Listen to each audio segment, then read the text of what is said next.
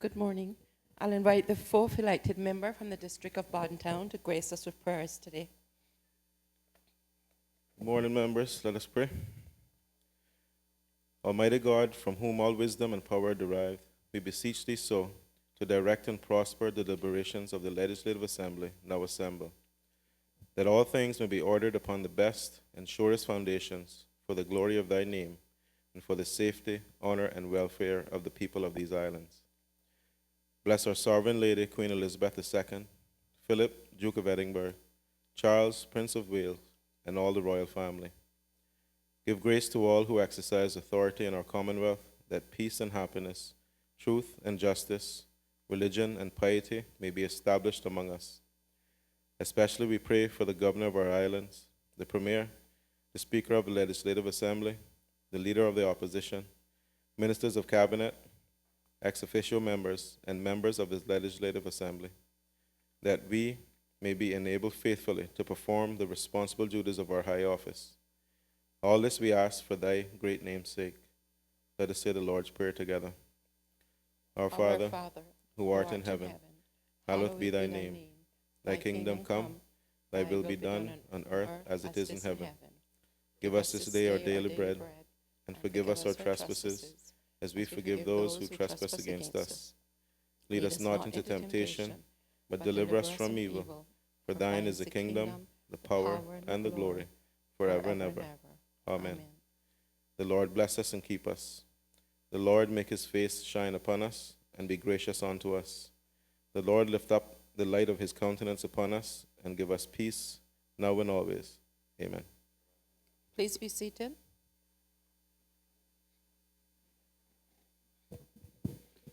Proceedings are resumed. Administration of oaths and affirmations. None.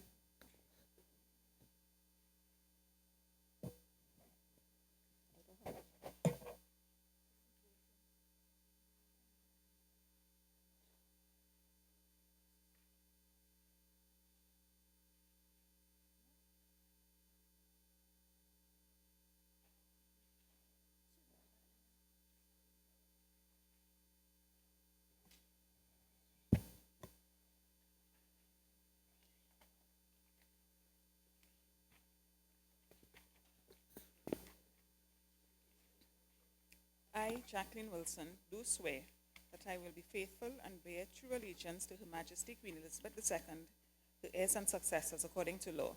So help me God.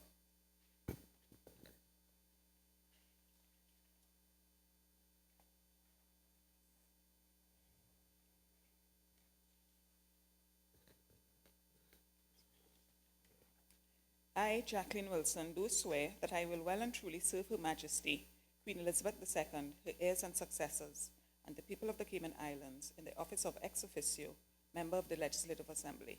So help me God.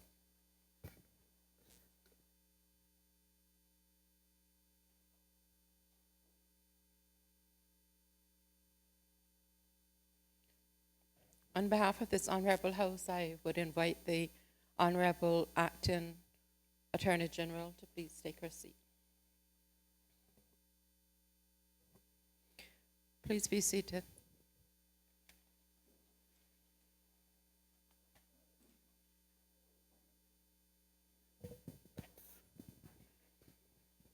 Reading by the Honourable Speaker of Messages and Announcements. I have received apologies for late attendance from the third and fourth elected members from the District of West Bay. Presentation of petitions. None. Presentation of papers and reports. None. Questions to honourable ministers and members of the Cabinet. None. Statements by honourable members and ministers of the Cabinet. None. Personal explanations. None. Obituary and other ceremonial speeches. None. Raising a matter of privileges. None. Government business, bills, second reading, the appropriation, July 2016 to December 2017, Bill 2016, continuation of debate. I recognize the Honourable Leader of the Opposition.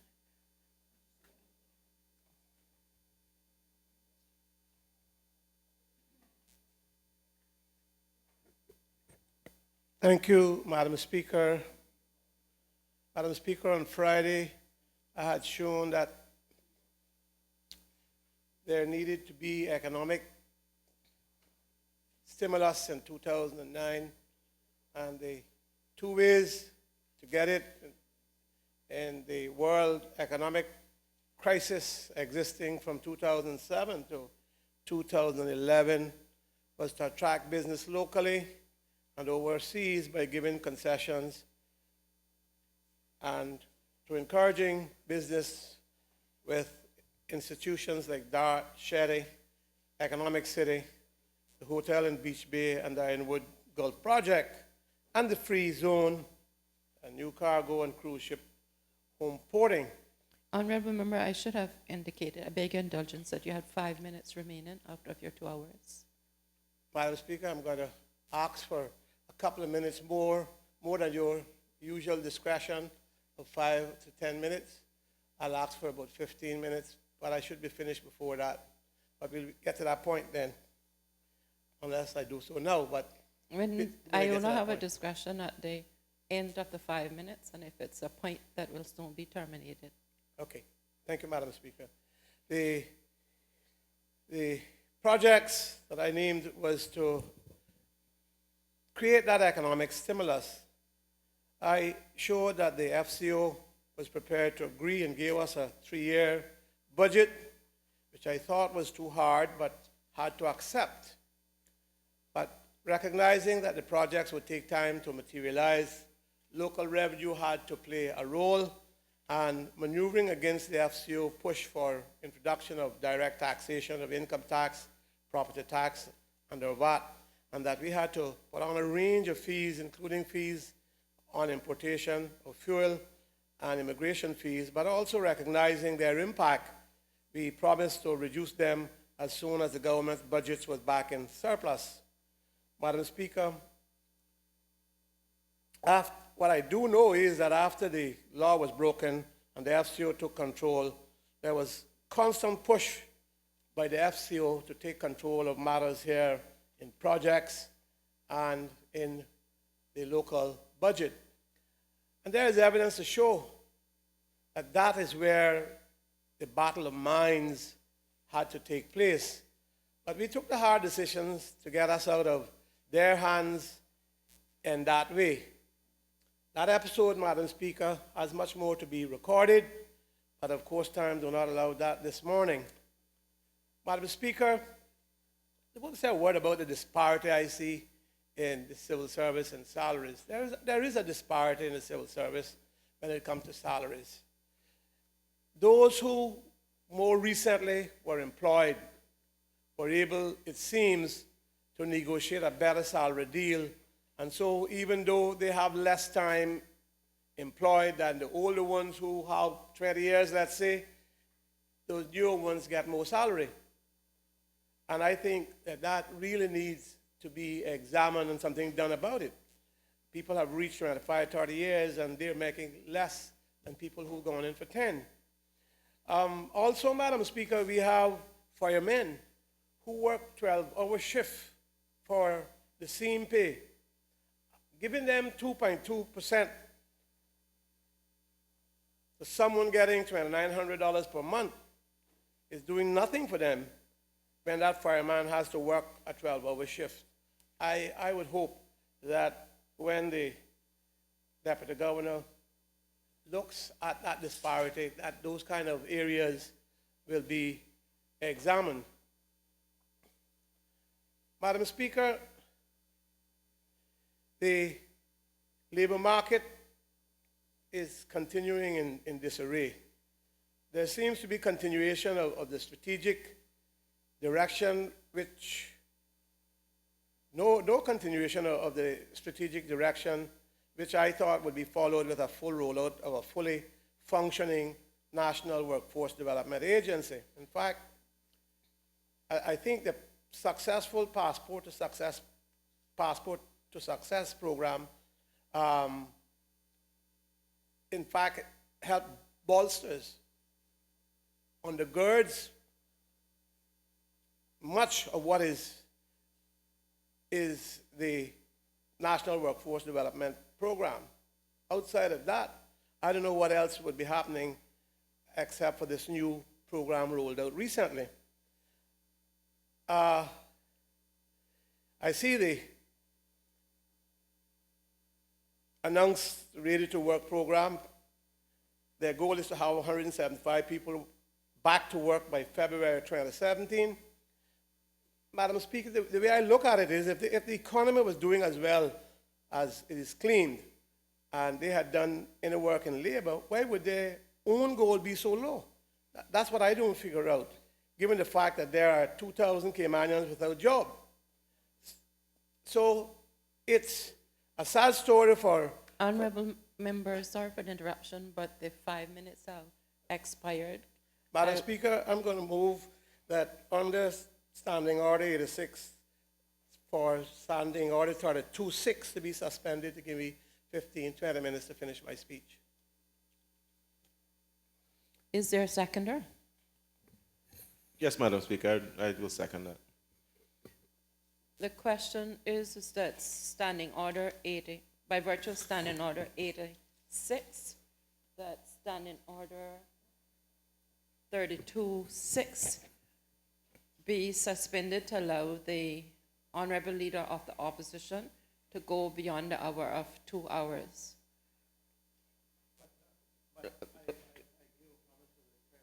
Can I just stop there and seek clarification from the member, Honorable Leader of the Opposition, for your motion?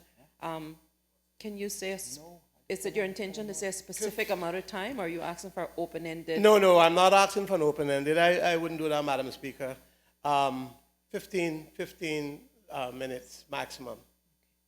By virtue of Standing Order 86, I put the question that Standing Order 32-6 be suspended to allow the Honorable Leader of the Opposition an extension of 15 minutes to his debate.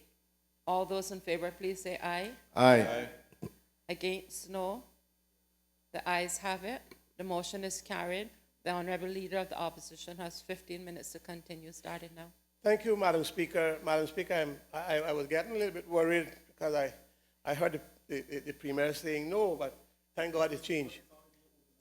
No, I made an indication that it maybe 15, maybe 20, yeah? And you see, going to take 5 minutes out of it already? Madam Speaker, it's sad that for the other 1,825 people looking at a job, if 2,000 is employed, unemployed that is. In fact, based on their number of 30 plus, 2,000 Caymanians are still unemployed then. Well, go out there, you see. But according to the government, Cayman will experience positive GDP growth of 2.1%. And there will be more jobs in the economy, but we will not see a material impact on the unemployment rate. That baffles me anyway. According to the government, the economy will grow by 582 jobs between 2016 and 17. In Figure 4, contained in their own AP&E document, the economy will grow by 2.4%, yet they can only get 175 jobs or people into jobs by a central government-driven initiative where they're spending and paying money for it. Government is spending its own cash to do that. So where is the will to have development that can employ Caymanians and bring down unemployment? Can't be much hope under that kind of scenario. And as to the minimum wage, I have one simple question for the people of this country. Are we better off since the government introduced the minimum wage? Are we better off? I don't know. Madam Speaker, I have a whole lot more to go. I wanted to speak on the finance industry, which all of us on this side of the House have given notice, given support to, and given the government our full support on it. Madam Speaker, in any democratic society, freedom and the right to privacy are essential to the maintenance of the system. Privacy has been regarded for centuries as a fundamental right essential to the autonomy and the protection of our human dignity and the foundation upon which human rights have been built and protected in a working democracy, even one democracy as fragile as ours. But privacy has been regarded to include the right of anonymity and the right to solitude, essentially the right to be left alone unless there is an overriding interest of the state, the exercise of which interest, Madam Speaker, should be subject to due process and adjudicated upon by an independent and impartial tribunal. These rights have over the years been included in many of the human rights conventions recognized by the courts and in leading democracies such as the United States, included in their constitutions. And privacy is a right which is essential to the protection of our citizens and society as a whole to the arbitrary and unjustified use of power of governments. We have a long history of protecting the right of privacy of our people, the companies here, and others who wish to conduct business in and from our jurisdiction, while at the same time leading the way for these rights to be encroached upon when the interest of the state is essential to detect and protect society from criminal activity. You know that we have had several conventions. In 1976, the Confidential Relationship Preservation Law was instituted. I believe it protected the common law rights of privacy of individuals from abuse, and in addition provided gateways for the state to obtain information through the court system when that overriding interest was necessary to detect criminal activity. And shortly after that act, the government passed the evidence proceedings in other jurisdictions, Cayman Islands Order 1978, which came into force in 1980. That gave effect to the 1970 Hague Convention on the taking of evidence abroad in civil or commercial matters, which convention was also ratified in 1975 by the UK and extended us here in the Cayman Islands in 1978, and allowed various evidence to be given in cases after the necessary due process had been completed through our court system. 2 years later, in 1980, the NARCO agreement was entered into, and our law enforcement provided assistance pursuant to the UN Single Convention on Narcotic Drugs in 1981, in 1961, that is. In 1984, here, the Narcotic Drugs Evidence United States of America Law 194 was passed and afforded U.S. prosecutorial authorities full access to information and testimony for the purposes of narcotic offenses and connected ancillary civil and administrative proceedings. In 1986, a mutual legal assistance treaty was entered into with the United States, and that was followed by the passing of the Mutual Legal Assistance United States of America Law 1986. Cayman has continued to enter into various international cooperation agreements through the years, and we do have a number of tax exchange information agreements with numerous countries, and has passed other internationally recognized legislation, the purpose of which is to provide cooperation and information in relation to criminal matters on an international basis. In addition to its history of cooperation and its history of providing a balance pursuant to which privacy and freedom has been protected, we instituted a full KYC program, and its service providers have in their records information on all the beneficial owners of companies and other vehicles.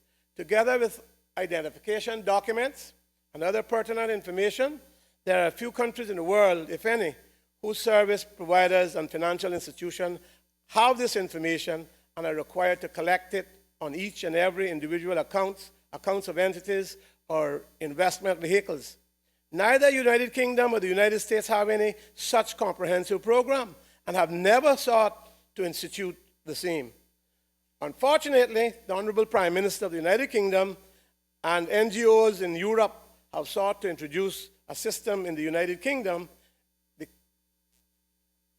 the Cayman Islands, and other dependent territories, which will eliminate the right of all citizens and people living and doing business in the United Kingdom and our dependent territories to any privacy whatsoever.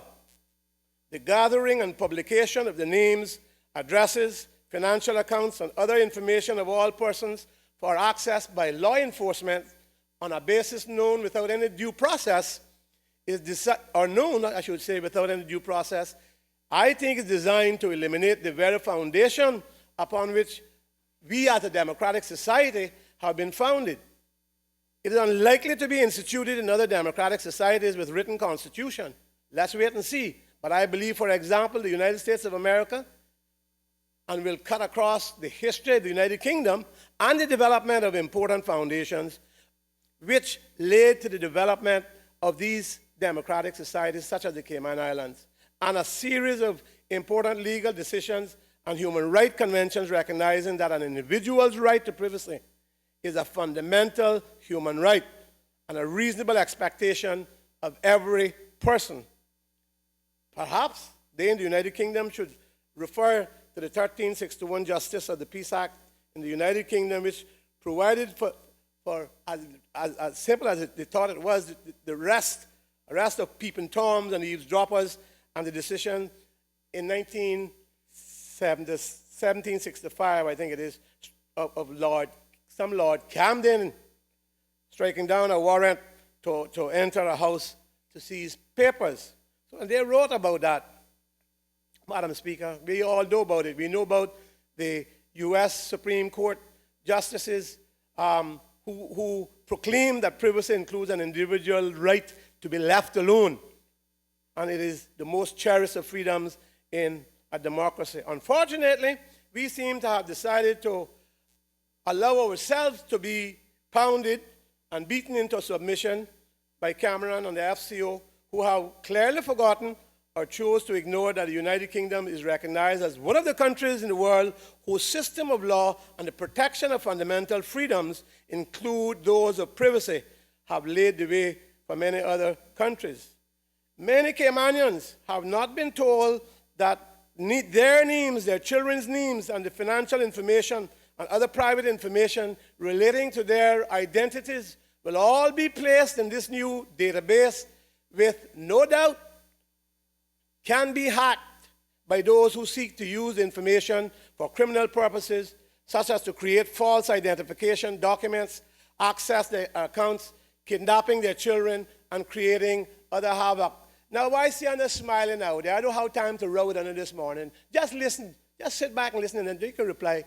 You just get up after me and reply, because we got somebody to deal with you, Mr. Panaran. If hackers can enter the Pentagon and other sophisticated companies in the United States and banking institutions and steal billions of dollars every year, on what basis does any government believe here or in the United Kingdom that it has the ability to protect this vital information from any such intrusion? Bring any excuse. The facts are the facts. The financial industry is a pillar of the economy and provides jobs for thousands of persons, and also provides economic activity, at least 60% maybe in the Cayman Islands, and a substantial part of government revenue. Well, it seems that they don't pay much attention to what I'm saying, and they smirk it off. But it seems that in a haste to appease, and has signed numerous letters and signed an agreement and made numerous promises. I hope that they have the clear understanding of, as of now, it seems, of what it is they are signing to or have signed, and that the implications for the people of the Cayman Islands, our children and future generations, what those implications are. We can say we can't do nothing. We can say that we have to follow the rest of the world. I don't know if that is so, but let's wait and see.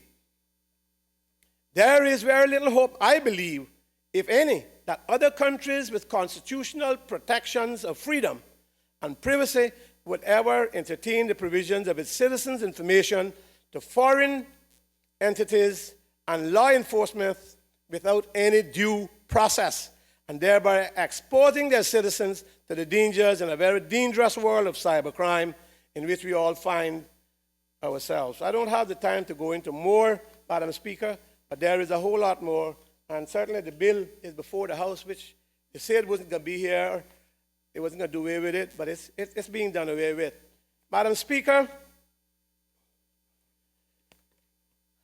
I don't have a lot of time left. But in closing, Madam Speaker, the government made a call in their statement about all of us doing the best for our country. I believe all of us want to do that, and our time in here has tried. We don't use the same tactics. We beat up upon one another, of course, in trying to get it done, just to try to make ourselves look better than the next one. But we live in a good country. There is no way better than yard. None. This legislature, Madam Speaker, is where we come to do a part of the people's business. My colleague from East End likes to say that piece of real estate belongs to his district. The legislative arm of government is key to the good governance and stability that everyone claims must exist in our democracy. Madam Speaker, I said a few days ago, said some years ago too though, that respect begets respect. I have been here the longest, and I have learned that the personal attacks in this assembly, because there is no other way to defeat a member or their work, does not beget respect. I have sat here and listened to outright attacks on my personal being. Being humans, I would think that most people, if punched, will respond in kind. But Madam Speaker, members here and now ought to want and to realize that we do oneself no good by attacking each other in here personally, which only belittles one's own character. For when a finger is pointed in such a manner, there are at least three pointing back. As the opposition leader, Madam Speaker, I said in 2013 I would give the government the widest berth possible. I quoted Ernest Smith from his song, and I repeat it here this morning. And what did he say? He said, and as we fight one another for the power and the glory, your kingdom goes to waste. We the people want to know just where we're going. Right now, we hands are tied behind we back, while certain people, if and button, where do we stand? We have too far to go not to really know just how we're getting there and if we're getting anywhere. We have too much to change not to know the range of possibility and changeability. Violence and crime is commonplace within these sad times. No man walks free. Prophecy comes closer to fulfillment in this year, great times. Why should this be? And as we fight one another for the power and the glory, your kingdom goes to waste. And every drop of blood we taste after we own this grace. Can't build no foundation, he says, upon an if and a but. Are we building a nation or are we building a hut? He goes on, but then he repeats. Honorable member, your time is up. I'd love you to complete that thought. Can I finish what I'm saying, Madam Speaker? I'm nearly there. 2 minutes, 3 minutes. And this is such a good song. Even you would like it as a good Christian. Do you have that discretion, Madam Speaker? I have the discretion to allow you to complete that thought. If you move on to another topic, then I don't have the discretion. No, You need a motion. I'm closing. I've said that. All right. Thank you, Madam Speaker.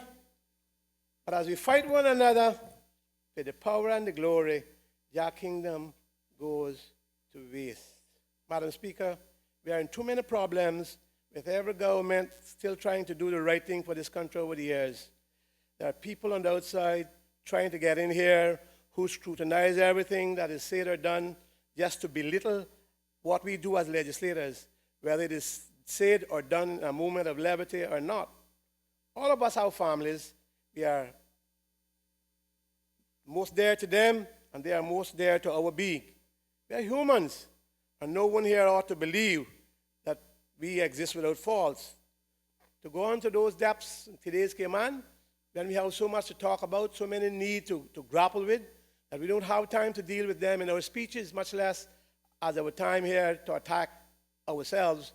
with wanton disregard for the work we must do, people's business.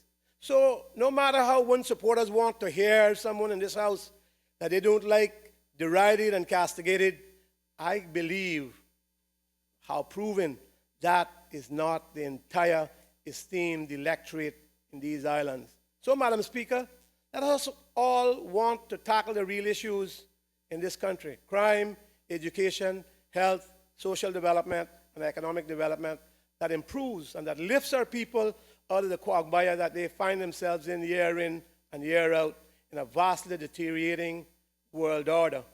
For which small island country can we say, which is as small as we are with no vast store of natural resources, has done so much to bring us from virtually being one of the poorest in the kind of Cayman Islands we have today?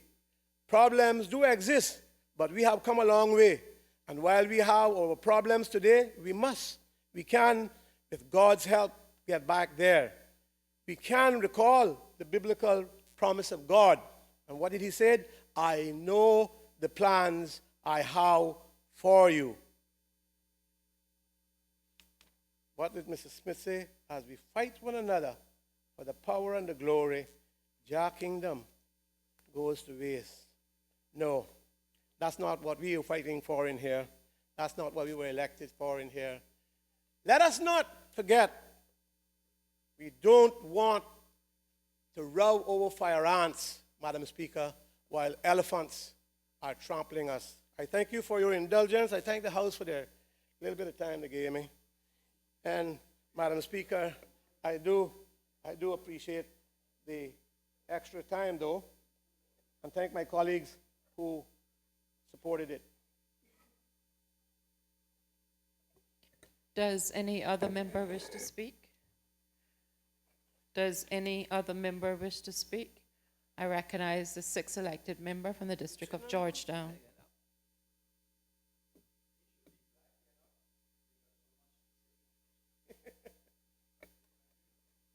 That's what they're doing, yeah. I'm still waiting on you.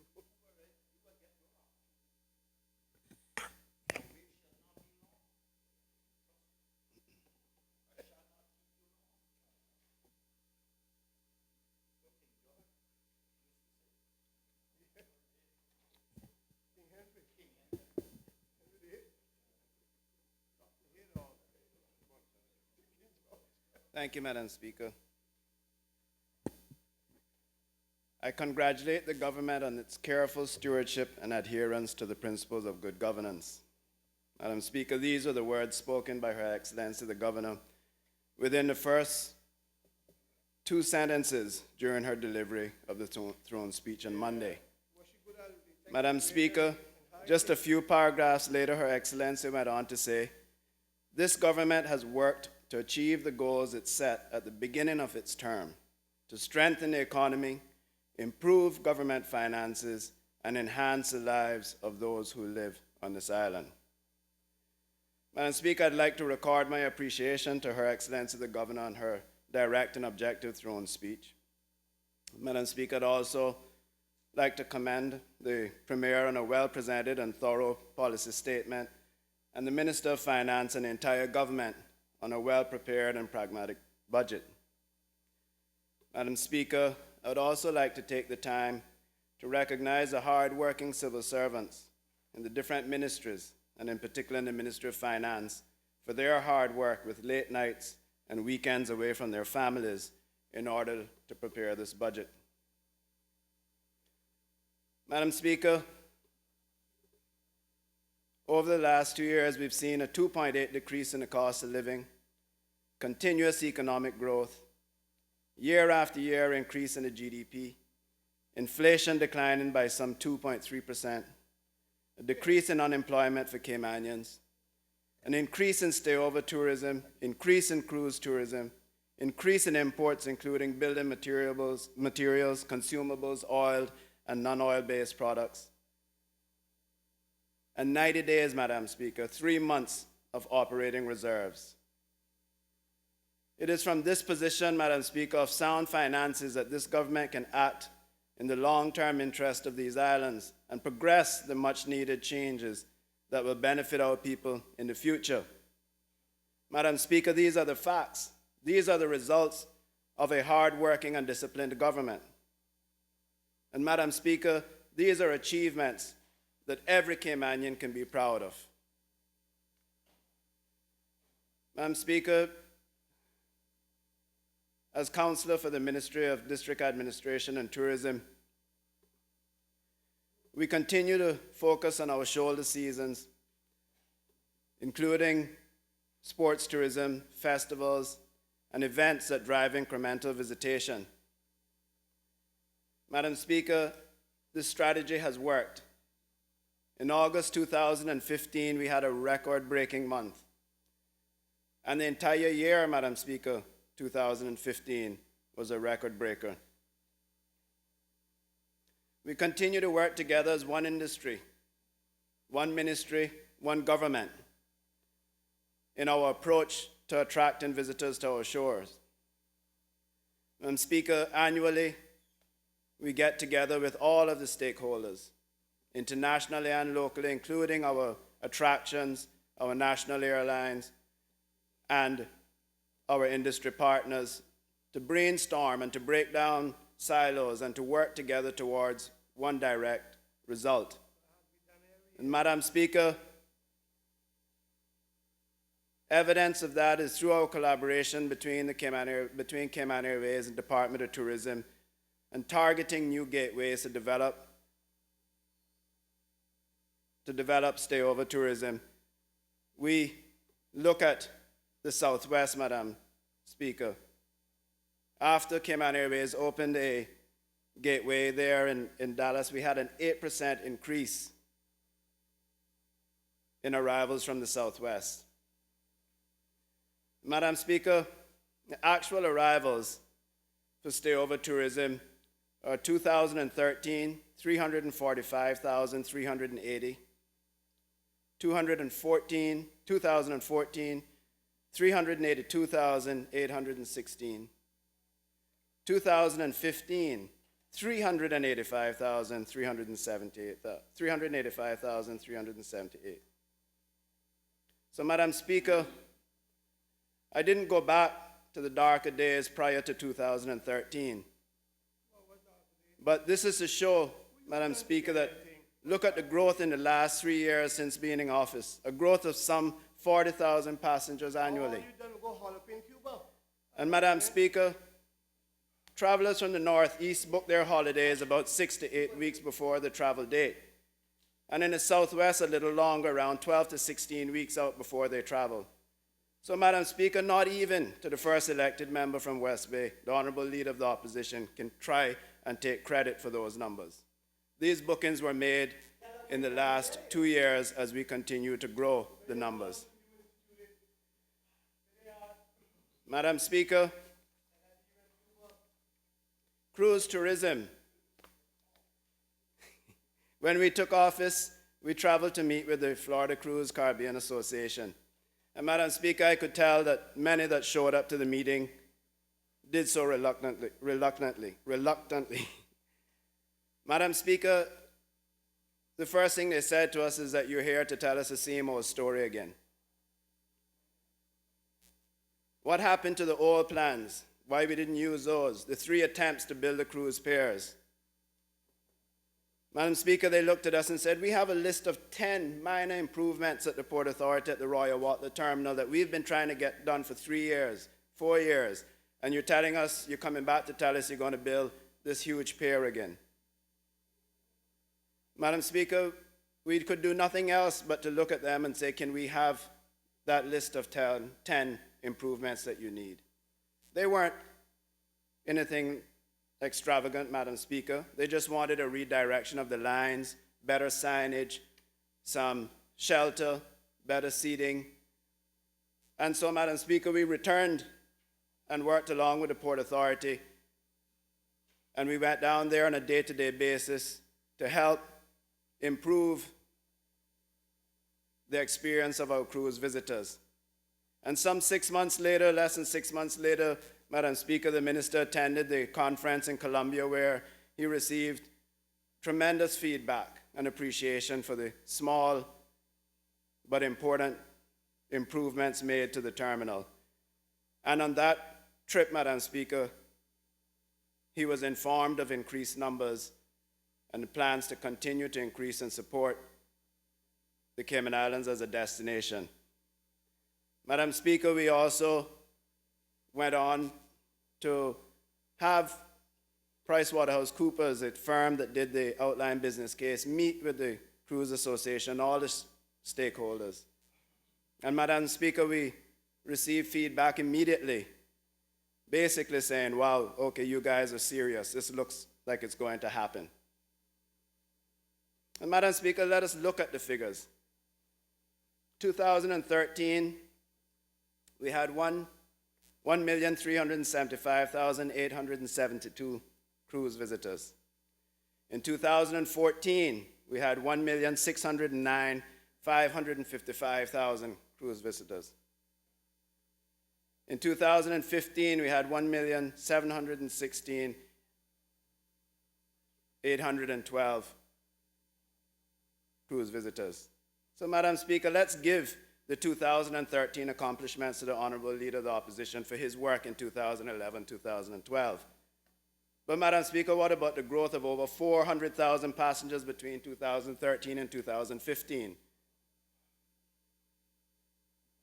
I would have to assume that we could take credit for that.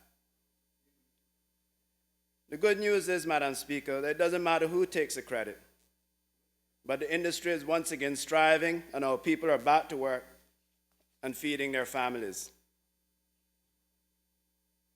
Madam Speaker, overall air and cruise arrivals increased by a combined total of 381,000 passengers last year. This injected approximately $90 million US into the Cayman Islands economy.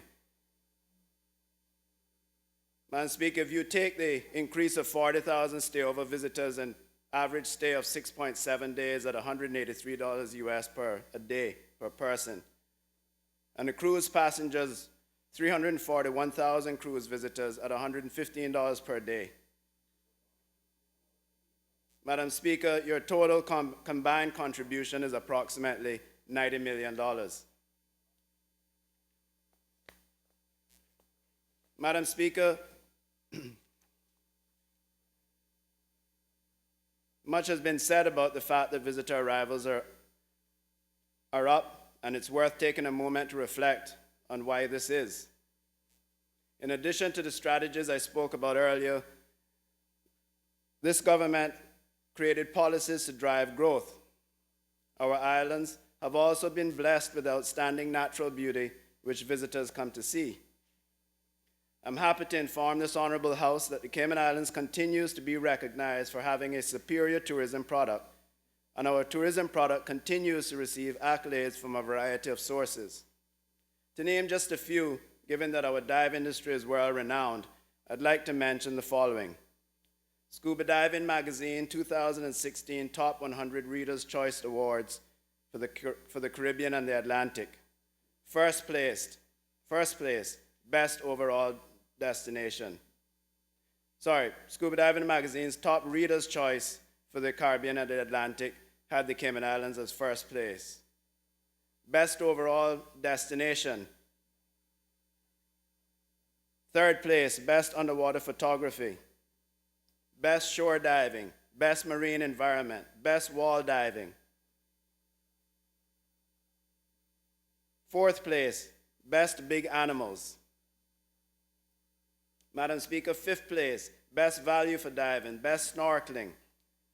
We also received awards for best overall diving, best macro diving, best cave, cavern, and grotto diving.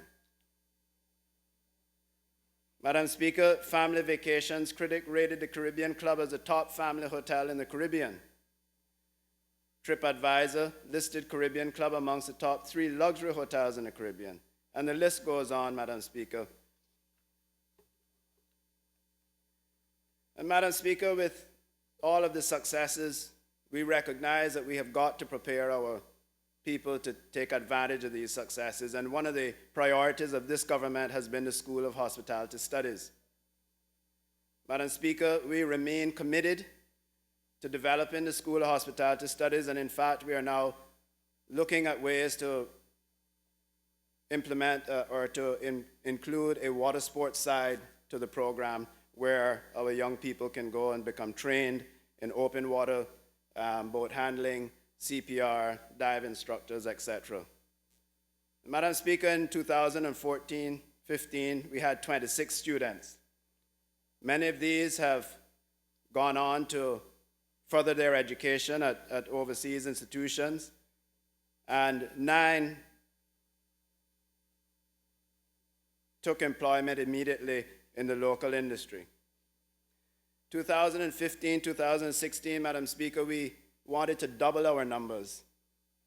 And as much as I would like to, and as much as I agree with the 5th elected member for Georgetown that said we should have 300 people in training, we were only able to attract 28 students, Madam Speaker. 23 are current, and there are 18 students on rotation within the industry.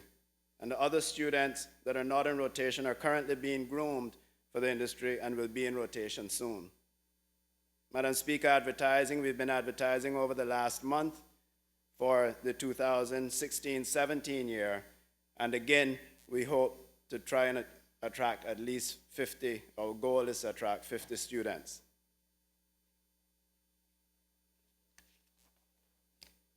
Madam Speaker, in addition, the ministry was succeeded in securing a scholarship program with the Johnson & Wales University. The school will offer up to $15,000 for students that are able to maintain a 3.5 GPA. And this offer will include housing and meals, and take in partnerships with the government scholarship of $20,000, students will be able to afford the full scholarships.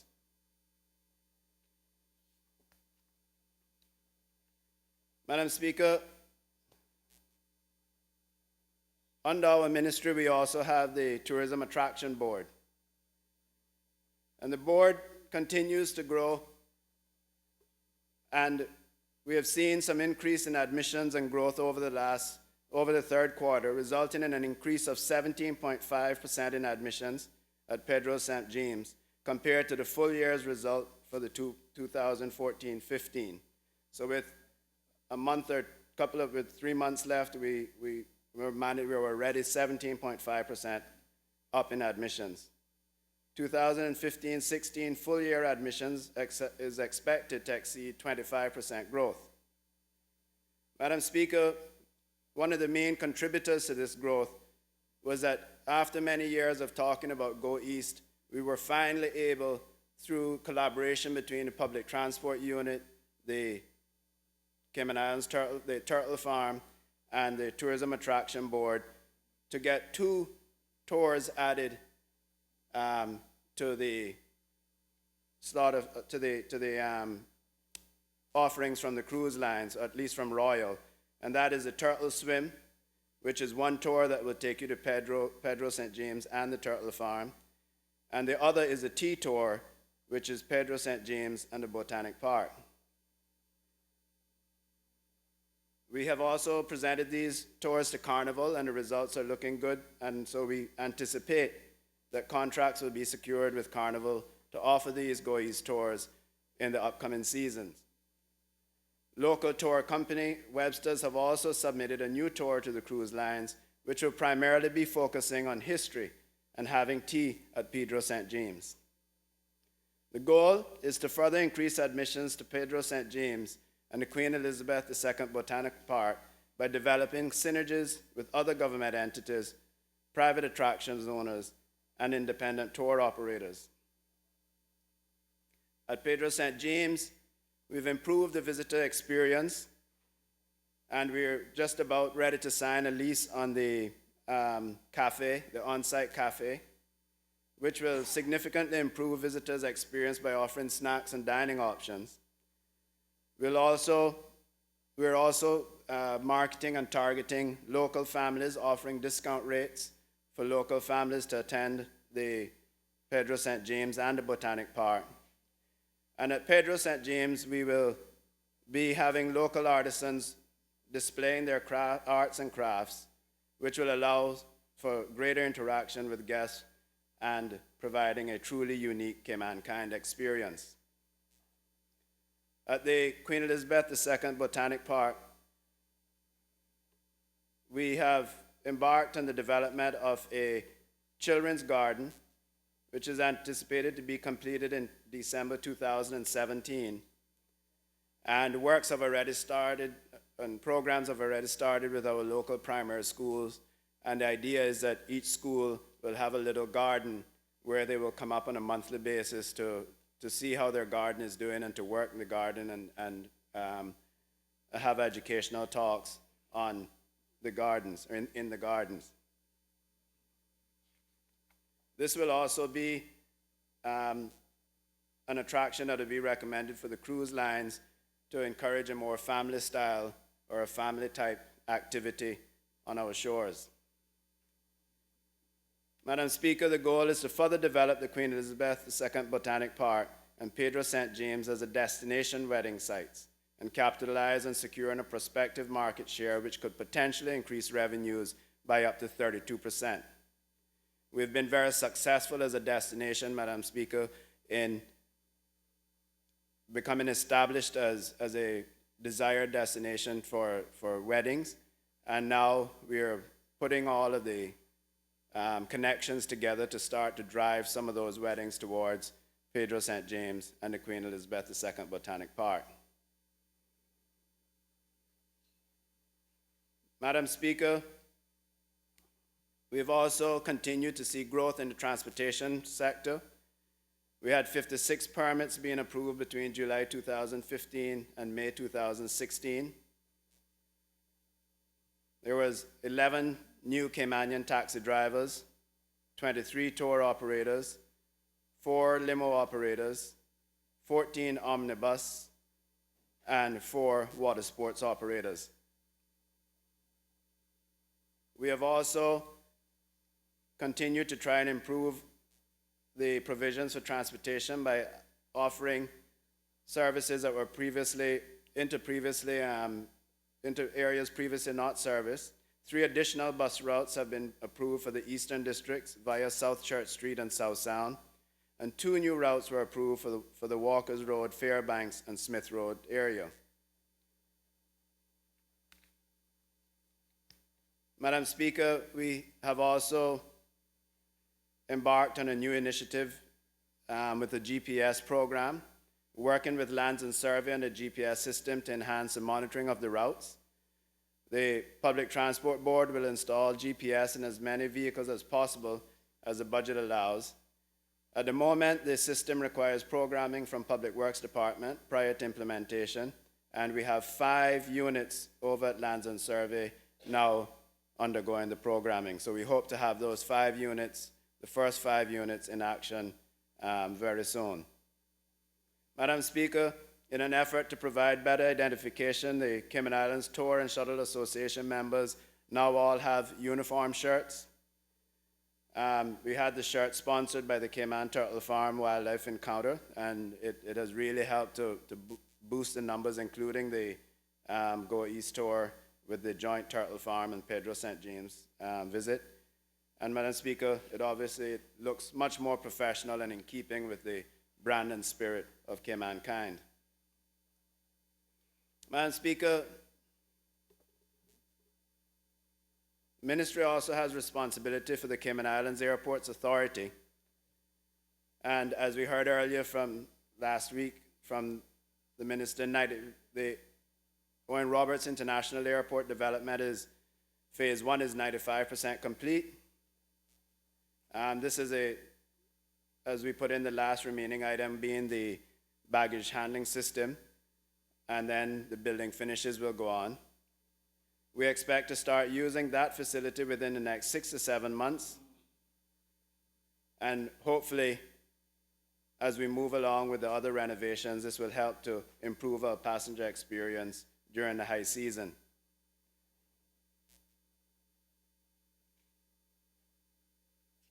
Phase 2 of the construction, Madam Speaker, is valued at $42.5 million and was awarded to local construction firm McAlpine. And we are anticipating the start date at the end of this month, with scheduled completion by summer 2018. Madam Speaker,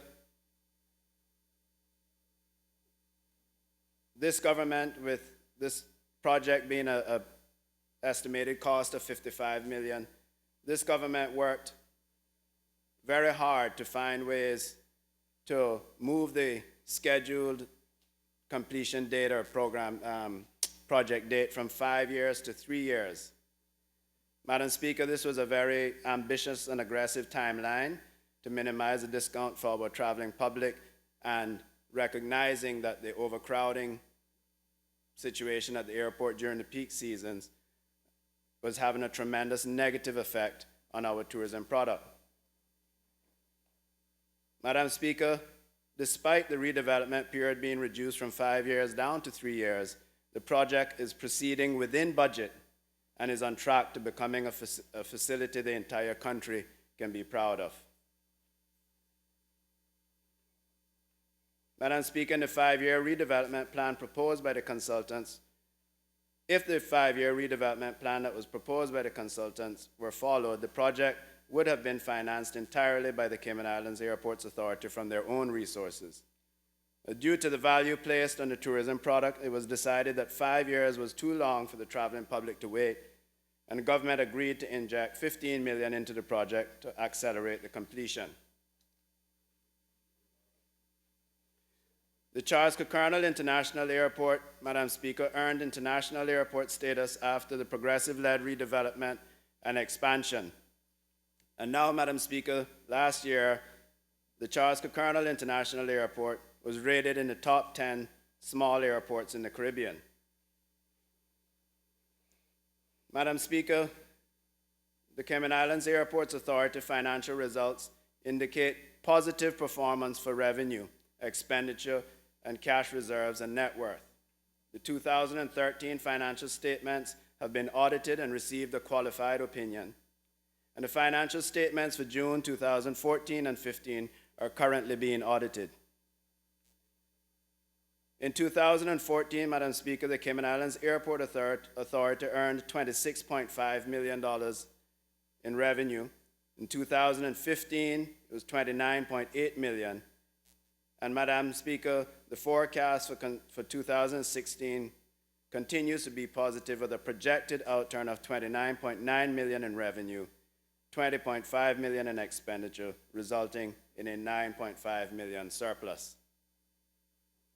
The 18-month projections, June 2016 to December 2017, the Cayman Islands Airport Authority has projected an operating results of $3.6 million in the transitional period to December 2016, and a further $9.5 million for the calendar year 2017, making this a total of $13.1 million for the 18 months ending December 2017.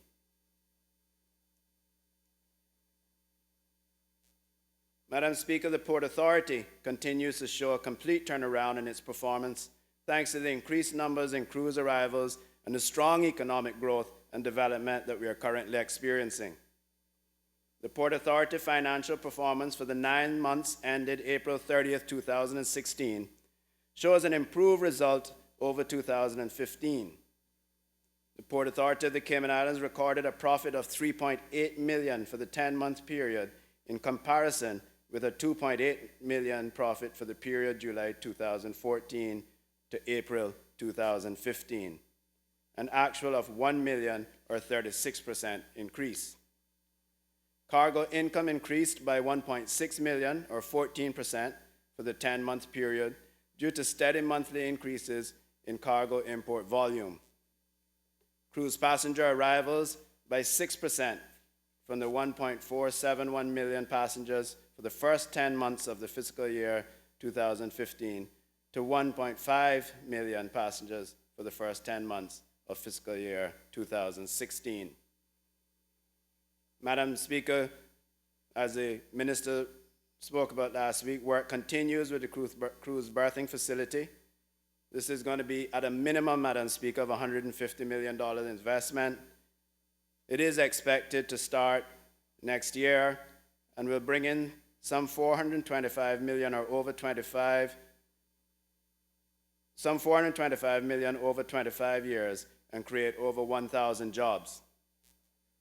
It will also enable cargo port expansions, which will help resolve the congestion down at the port. And Madam Speaker, it has received tremendous support and interest from our cruise partners. In fact, just this week, we received a letter after meeting with one of the newest cruise lines coming on board who had not intended on having the Cayman Islands as one of their stops, that they're excited to see the progress and to hear that we will be building cruise berths, and that they are now considering strongly to add the Cayman Islands to their itinerary. So, Madam Speaker, moving back to the economy, the Chamber of Commerce did a survey from the 24th of January to the 5th of February in 2013 with 254 respondents. And in that survey, Madam Speaker, they asked, what are the extremely important issues? And the results were government spending, national debt, crime and public safety, cost of living, cost of doing business. So let's take a snapshot from 2009-2013 to set the scene, Madam Speaker. Chaotic leadership, no direction, best practice ignored, negative economic growth, and high unemployment. And let's look at the landscape today, Madam Speaker. Under this government surpluses have increased from approximately 60 million at June 2013, the time of the survey, to 122 million in 2014-15. Over the last 3 budgets, we have generated net surpluses totaling almost 400 million, and greater reduction in government debt from 709 million in 2013 to 593 million in 2016. As I said earlier, Madam Speaker, government now has enough cash to pay its bills for 3 months without any revenue or without borrowing.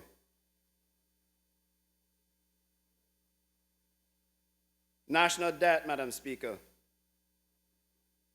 National debt has reduced by more than 70.4 million since 2013. No more overdrafts as with the previous administration. The Progressives-led government canceled the overdraft facility 2 years ago, Madam Speaker. And cost of living, Madam Speaker, fell by 2.5% in 2015 and continues to be reduced under this Progressive-led government. The economy grew by 2% annually since 2013. This is twice as much as the 0.81% under the previous government. Cost of doing business, a $1 million reduction in trade and business licensing fees for small businesses. Free licenses for micro businesses. This resulted, Madam Speaker, in twice as many business licenses than in 2014, the previous year.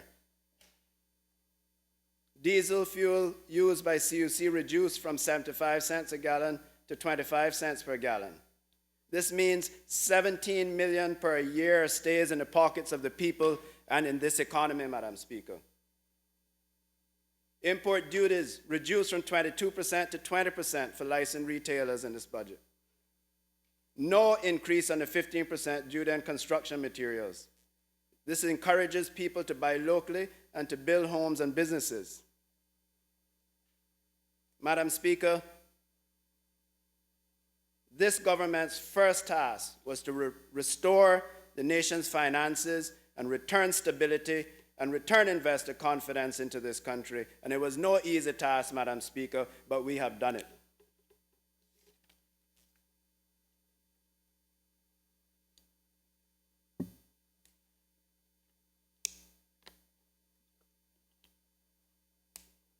Madam Speaker, much talk has been about new developments started under the PPM government, under this coalition, Progressives-led government. Madam Speaker, tourism works in synergy with government acting as a catalyst for the infrastructural growth and development. And this is why we're working hard to establish an environment where there's confidence in the economy and the government. This is what spurs inward investment, creates jobs, reduces unemployment, and encourages entrepreneurs, and improves the quality of life for all Caymanians. Since 2013, Madam Speaker, I'll list a few things. New roads, Humberline, Bobby Thompson Way expansion, Owen Roberts International Airport redevelopment, the Margaritaville Hotel now replacing the old dilapidated Treasure Island Hotel, Charles Colonel International Airport expansion, the reconstruction and beginning of works coming up on the John Gray campus. We've seen the ground broken on Finn and ultra-luxury development by the Crichton Group. We saw the beginning and the completion of Elgin Court, which now houses Burrard International on Elgin Avenue across from the police station. We see continued expansion at Cricket Square. We saw the beginning and completion of Technology Center, which is home to the Security Center. Now phase 2 is just about completed. We see new retail complexes being built on Godfrey Nixon Way on the heels of improved road structure there. We see the renovation and successful sales of the Marriott, the Sunshine Suites, and the Westin Hotel, all of which the government have collected fees for. Madam Speaker, 3 hotels, not sold because they were in bankruptcy or receivership, but sold because they were attractive to buyers. That is a sign of a strong economy. And Madam Speaker, we had renovations at the Ritz-Carlton and the development of an 8,000 square foot penthouse suite that's the largest in the Caribbean. And now the owners of that hotel have realized that they're in a prime position to sell the property and capitalize as well. This is a sign of a strong economy, Madam Speaker. Madam Speaker, in this budget, we have another $68.1 million to be injected into this economy through capital projects, all following best practice and without borrowing. Madam Speaker, we continue with the Georgetown revitalization, taking a holistic approach to it, recognizing that without the road works, without proper access to the town center, that planting trees and changing buildings, etc., none of it will make a difference. And so those works have begun. We have long-term initiatives taken in phases, including the cruise berthing facility. We have overarching policies, documents being drafted and expected by the end of July that will clearly lay out the plan for the revitalization, which will include mixed-use occupancy, changes to traffic and pedestrian flows, beautification of key areas, preservation of historic sites. Madam Speaker, it goes on, but I don't want to take anything from the first elected member from Georgetown, which has responsibility for the ministry carrying out the works. But Madam Speaker, these are all signs of a healthy and growing economy. We saw 100 new companies registered Cayman Enterprise City. There's no sense having the building or the name or the concept if companies aren't going to come, if companies don't have the confidence in our economy to come. 100 new companies in Cayman Enterprise City. We see the Kimpton, Ironwood, the St. James Point, Margaritaville, all of these, yes, they were concepts. Some of them were concepts for a while, but all of these investors and the financiers had the confidence in our economy to start these projects in the last 3 years, Madam Speaker. Madam Speaker, since May 2015, we've had 1,269 planning applications. 934 of those have already been approved. These are people feeling confident enough to build their homes, to build condos, apartments. All signs of a very vibrant, strong, confident economy, Madam Speaker. Madam Speaker, more investment means more jobs, more businesses, more opportunities for our people. Madam Speaker, the bottom line is that this government, this progressive-led coalition government, has proven to be trusted, honest, transparent, a government of integrity. There's no concerns around projects or international best practice not being followed. Government contracts are awarded and are transparent. Our procurement policies openly tendered and follow best practice. And Madam Speaker, no turmoil, no scandals, no lawsuits. Yes, Madam Speaker, it may actually sound like cheerleading and it may be too good to be true, but these are the facts, these are the things that are happening, Madam Speaker.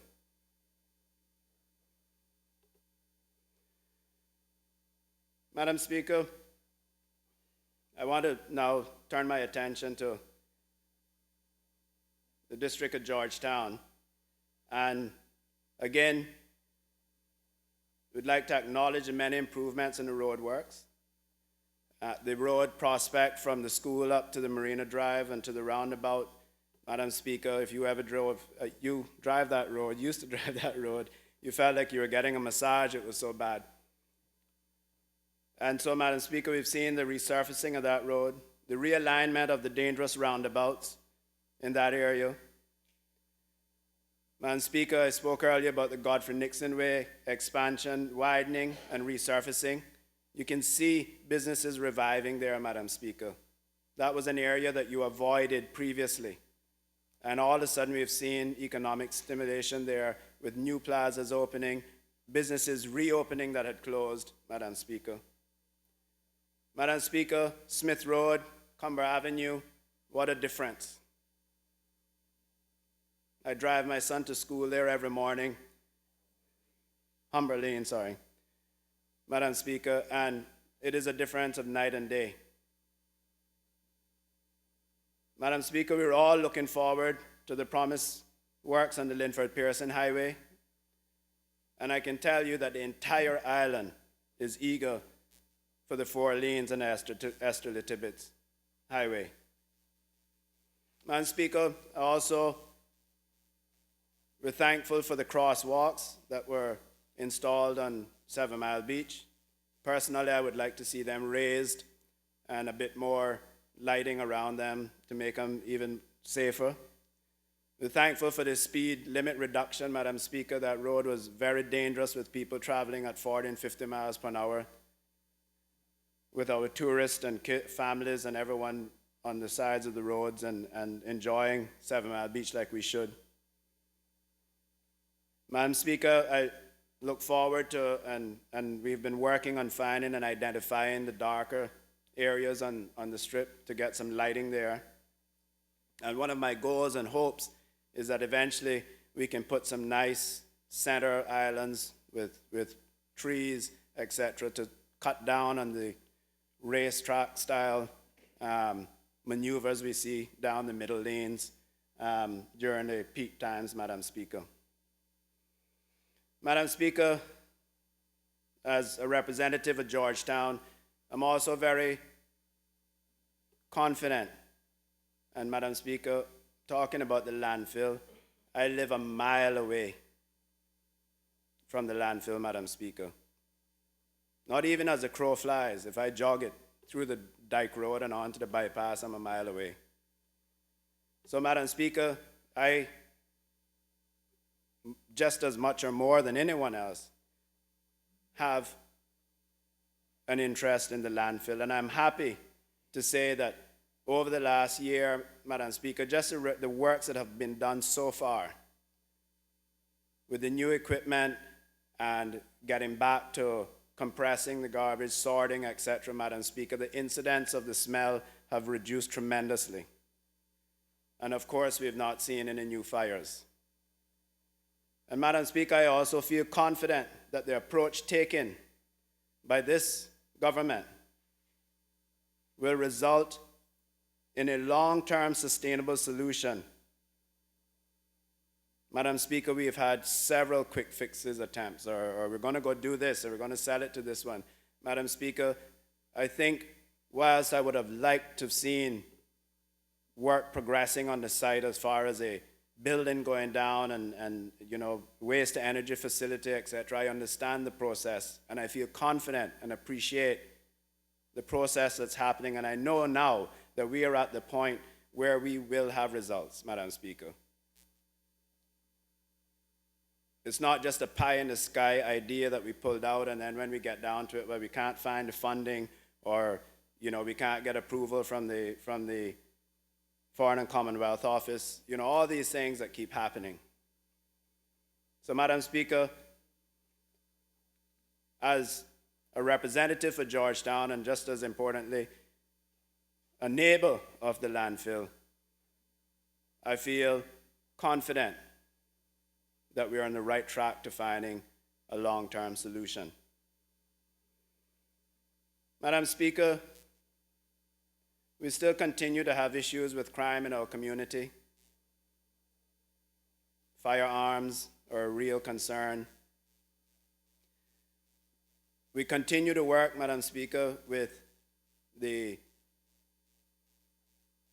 resident beat officers. Unfortunately, Madam Speaker, every time we get one that we become familiar with and we're working with, they leave and go to work in the private sector, or go back home, or they have to move because they're shorting another division.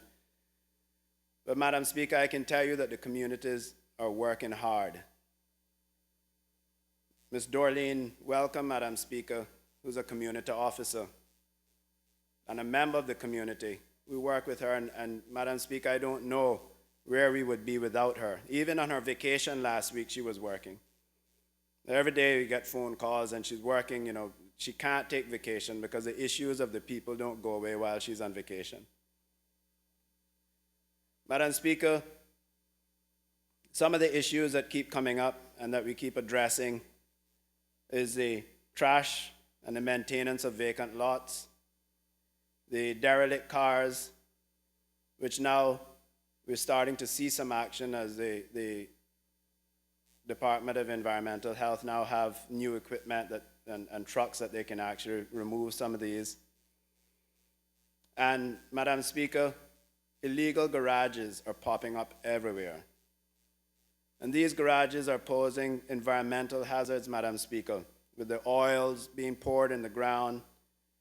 And our senior citizens in particular who are home are struggling on a day-to-day with the smell of the exhaust fumes, or with the smell of paint fumes, and those that do body work. And so, Madam Speaker, we also have the issue that some of these are being done by persons who are not licensed nor have a work permit to do it, and at night they're working until 1, 2, 3 in the morning, keeping people awake in the neighborhood, revving up the cars, etc. And so I very much look forward, Madam Speaker, to the revision of the environmental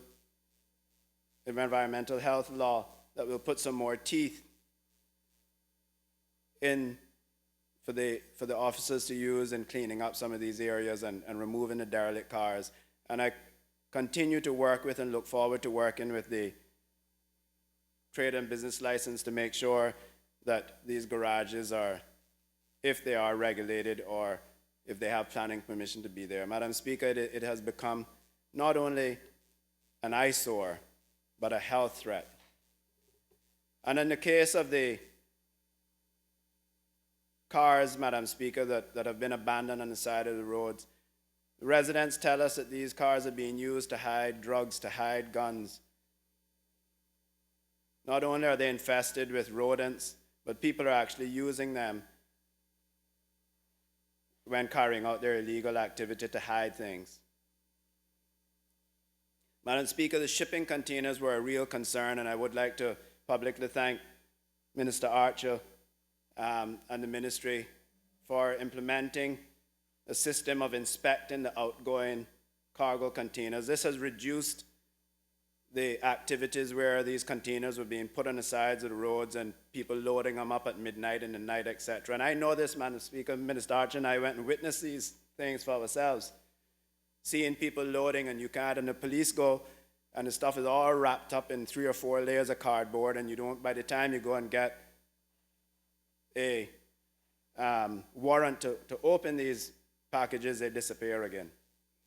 But that has been reduced, Madam Speaker. Unfortunately, some of the containers are now left on the side of the road, some on government properties, and we continue to ask the assistance of DEH and the NRA to remove these containers from our neighborhoods, Madam Speaker. These containers are now also becoming havens for persons to carry out illegal activities, to camp out in, Madam Speaker. They're now becoming a place for undesirable characters to gather in, Madam Speaker.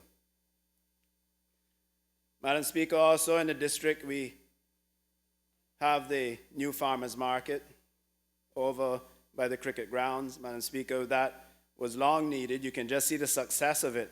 It tells you how much it was needed. And Madam Speaker, we are working and hopefully very soon be able to develop the adjoining property to finally have a home for our district heritage committee, that they can have their Pirates Week events and their family events, etc. there, Madam Speaker. That has been long lacking.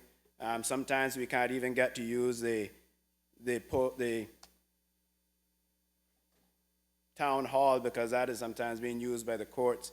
So an area, a home for our heritage committee, Madam Speaker, has been lacking for many years, and we're excited about the opportunities to be able to share that site and to develop a home for our heritage committee.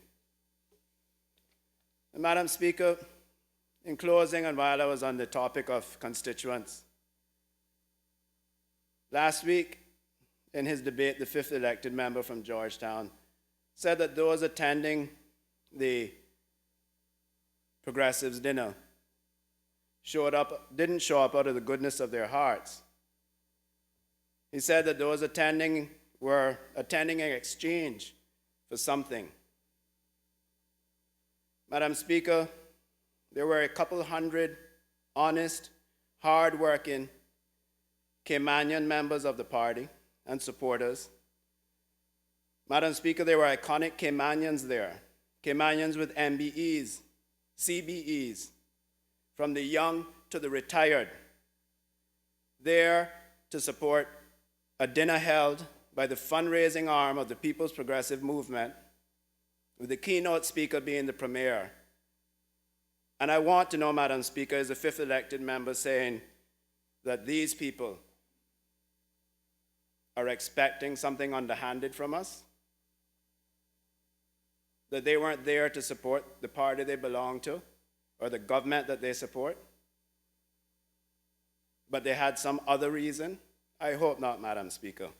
I truly hope not. Madam Speaker, in closing, this administration, from its position of sound financing, can act in the long-term interest of these islands and progress in much-needed changes that benefit our people in the future.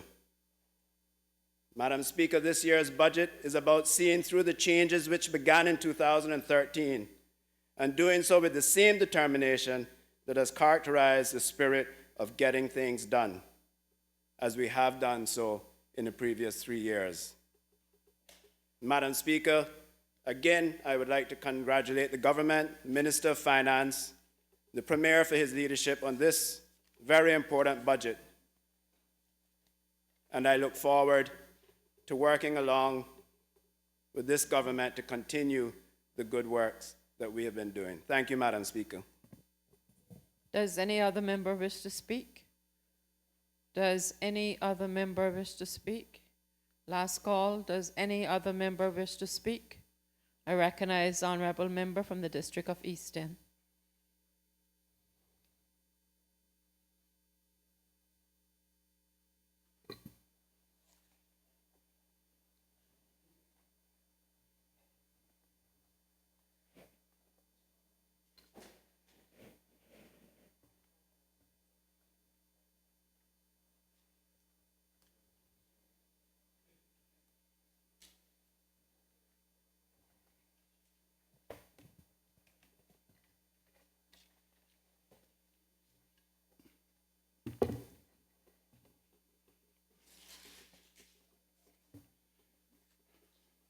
Thank you, Madam Speaker. Madam Speaker, I recognize that I had no choice but to get up now to make my contribution to the budget debate that is currently before us. I am a little perplexed, though, as to why all these ministers, if they have some such good things to say, are not making their reports to this country. Madam Speaker, I recall when I was a minister, I couldn't wait for the now Minister of Works to sit down before I was on my feet, because I had something to report to the people that I serve. It seems like the only thing this government and its ministers have to report is the pom-poms waving in the air and the need to poke holes in whatever this side says. Madam Speaker, I understand politics. I've been here long enough that it is opinion versus opinion, debate versus debate, and counter debate. I understand that. I also understand, and has over the years tried to stick to that fundamental of politics which says that it is not the principles you attack, it's the methods you address. Madam Speaker, I know I will have to put up with the Minister of Smirk and his smirking during this debate that I am making, this contribution I'm making. But be that as it may, I will not let that deter me from what I have to say.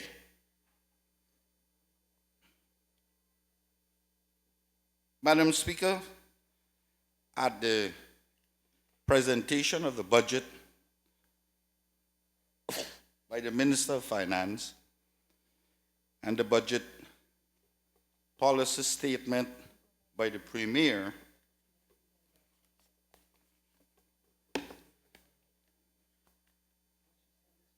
on Monday, May the 30th, there was a lot of cheering from the government side. I assume that was to mark their approval of the stellar deliveries by these two esteemed gentlemen, or it was to congratulate themselves on a job well done.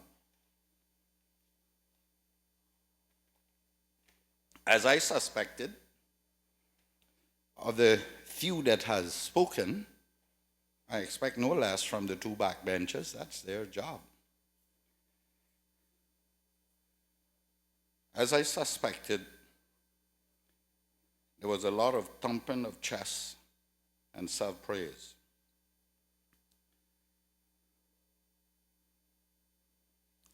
But, Madam Speaker, I am puzzled as to how this government can slap themselves on their backs for a job well done when there are so many people in our community, our society, that is barely surviving.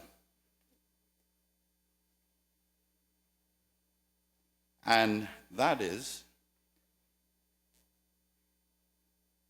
in one of the economic miracles of the 21st century.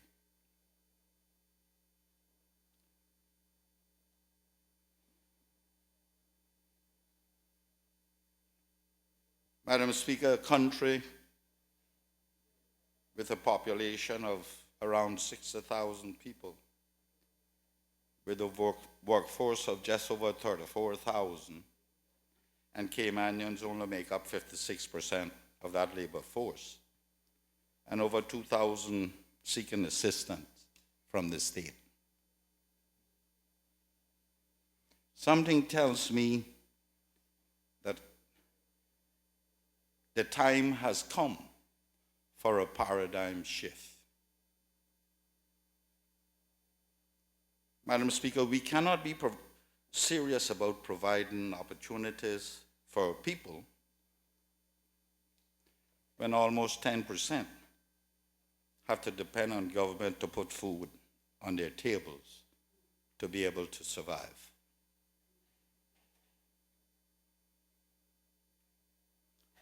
Madam Speaker, this government comes to this legislature and brag of getting the government financial position back on track as dictated by the UK government, and not ensure Caymanians who are capable of working are on jobs to give them hope. And let me pause there a little bit, Madam Speaker. Madam Speaker, yes, the government has met the demands of England, of the UK. I've always contended that we should have tried to push it out further. There are those who disagree with me and say it wouldn't have made any difference, but that disagreement has not changed my position on that matter. But, Madam Speaker,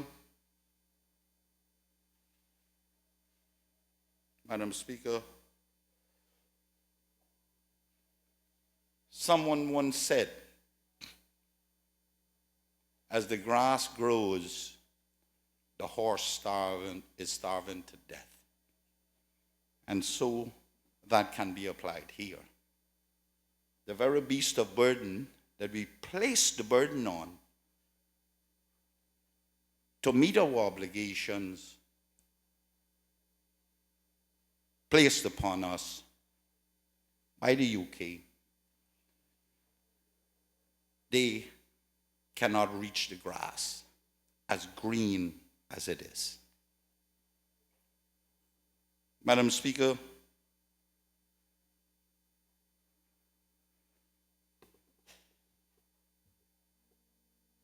I don't know if we are comfortable with the situation that we have. Or are we comfortable with the fact that the more people on social services on the state to be able to be fed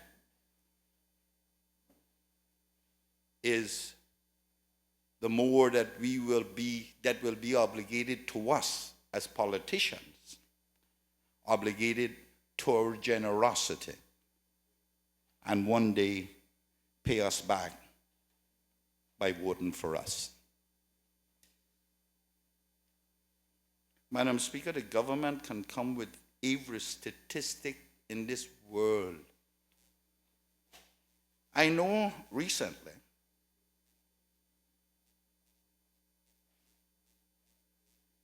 but before I go there, let me say, Madam Speaker, the people the Caymanians, who I am, one, and those I know, Madam Speaker, are not proud of holding their hands out. They want opportunities. And Madam Speaker, we were elected and we were given the mandate to take care of our people. We were entrusted with their safekeeping. We were entrusted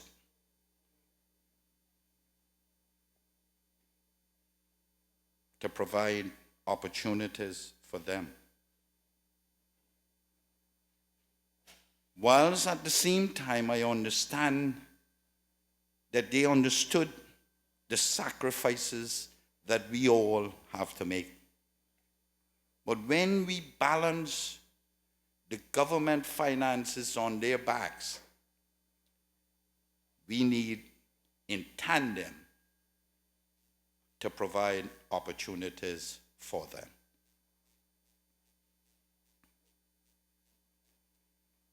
Madam Speaker, people are not looking for handouts. They are looking for lifts. Madam Speaker, what happened to the concept of when the boat is rising, all rises? I said in this honorable house on a number of occasions that we, as members, should not rejoice because the hole is in the other end of the boat and someone else is on that end. Madam Speaker, there are those of us who have plenty, who have much. I do not envy those of us who have much, who have plenty. But when we step into this political arena, we need to understand why we're here. We need to understand that Parliament is where the job gets done. We need to understand that this is where the decisions are made in the better interests of our people and not for a select few. And not to the point that the economy brings a few people out and bring them to the top at the expense of the others. Madam Speaker, we know that the majority of our people are middle class and below. We know that. In any country, that is a reality. You really think, Madam Speaker, those of our people who are in those categories need a governor who comes to deliver the throne speech that has 1,500 words compared with the premier who has 48 pages? And those 1,500 words are mere showering of kudos onto the government about meeting the requirements of the UK government, the governor's government. Because anyone who thinks that any governor is sent to an overseas territory because of their impartiality has made a mistake. You really think Cameron sent anyone to this country that can't carry out his mandate? Or to any overseas territory? Of course not. And that's not being derogatory, Madam Speaker. Madam Speaker, you think my people need a governor who comes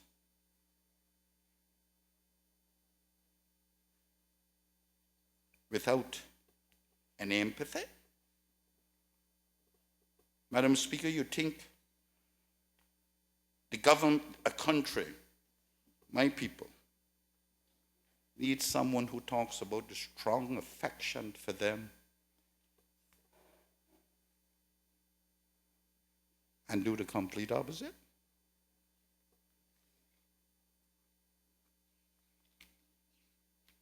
Madam Speaker,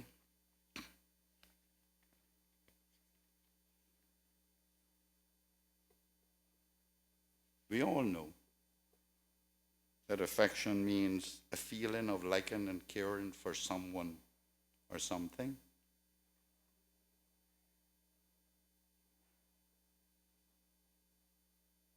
Feeling of love, respect.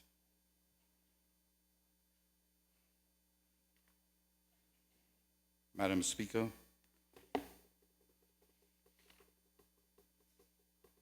I don't feel that.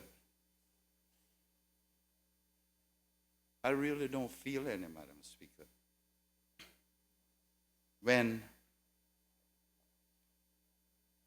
our governor can be the guest of honor at a conference that is contrary to what I believe to be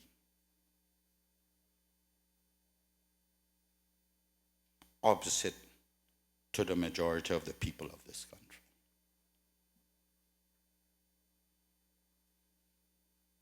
Madam Speaker,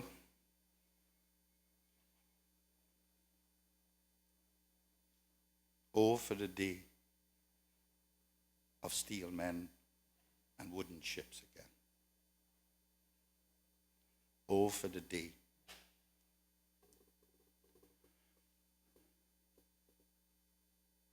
when people like my father, farmer, my Uncle Goldwyn, my Uncle Woody, and many others, Cheryl from Georgetown, and many from West Bay, stopped the discrimination against Caymanians. Oh, for that day. Oh, for that day when some of us stands up. Oh, for that day when men stand up in their country. Oh, for that day when the Christian community demand their rights too. Oh, for the day when they all gathered on the waterfront and decided what this country's future was going to be like. Because the day of today is such that we believe as soon as we spend all of our monies after getting rich in the private sector and spends it on paraphernalia, gets elected, join a happy band of merry men, gets elected, and then forget why we came here. And make statements like if the Caymanians fall through the crack, some of them, so be it. And make statements that they have no dogs in the fight. Madam Speaker, I have a lot of dogs in the fight. All the dogs are in the fight. Whether that Caymanian come by birth or they come by paper. They're my dogs. But I will not make one or two take advantage of the majority either without speaking up. That will be the day. When, like the Premier say, he reads my obituary over me. He has promised me that. But the good thing about that is he don't know it won't be in there. If I happen to pass before him, because there are specific instructions, keep him out of the funeral home. No, Madam Speaker, that was in jest. And Madam Speaker,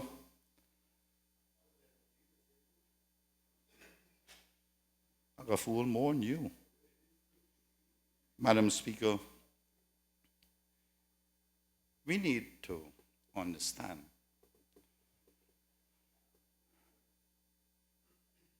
that we need to multitask when it comes to doing what is absolutely necessary for this country in every way possible. Madam Speaker, our people don't need, you think they are concerned about coming down here and talking about good governance and who has responsibility for it? These are the buzzwords that they don't need. What they need are opportunities wherein they can put bread on the table and keep their creditors away from their doors. That's what needs to happen. Madam Speaker,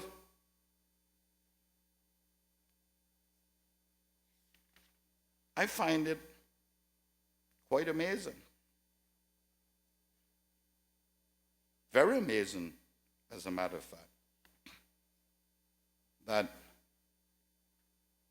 we can talk about these things whilst our people suffer. And Madam Speaker, I'm going to get to the point a little later on in this debate about those who come here and do as they please, and we put systems in place, especially this government, since it's been here, put system in place to control Caymanians from doing the same thing that others don't have anything for. Madam Speaker, what my people want, most and foremost, is tangibility, measurability, and visibility. Madam Speaker, the Premier got up on a point of order against this young man, the fourth elected member from Bodden Town,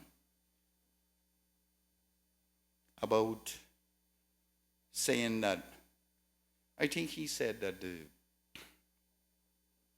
CPI,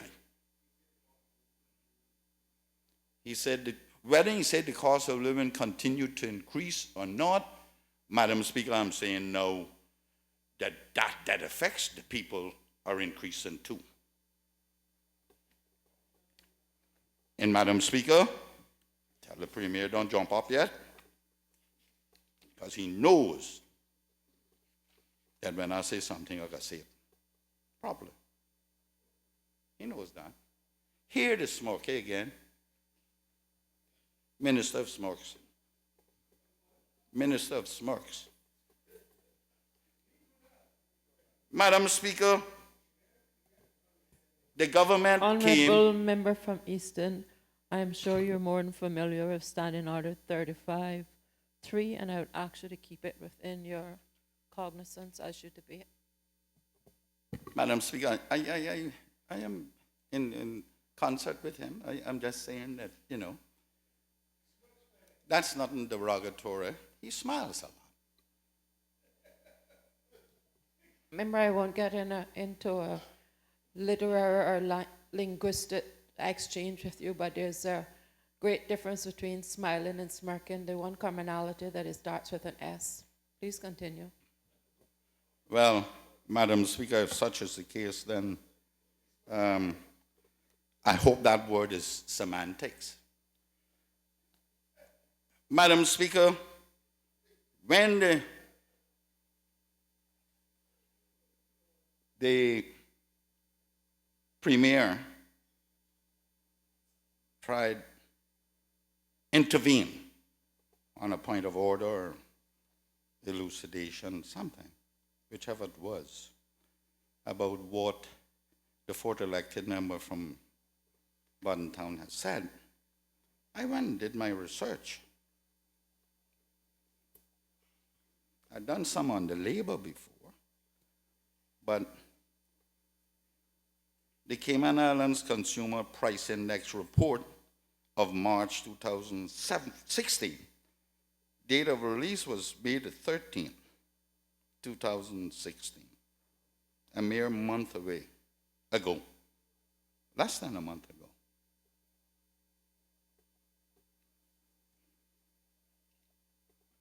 And it was quite interesting, Madam Speaker, to see what that revealed.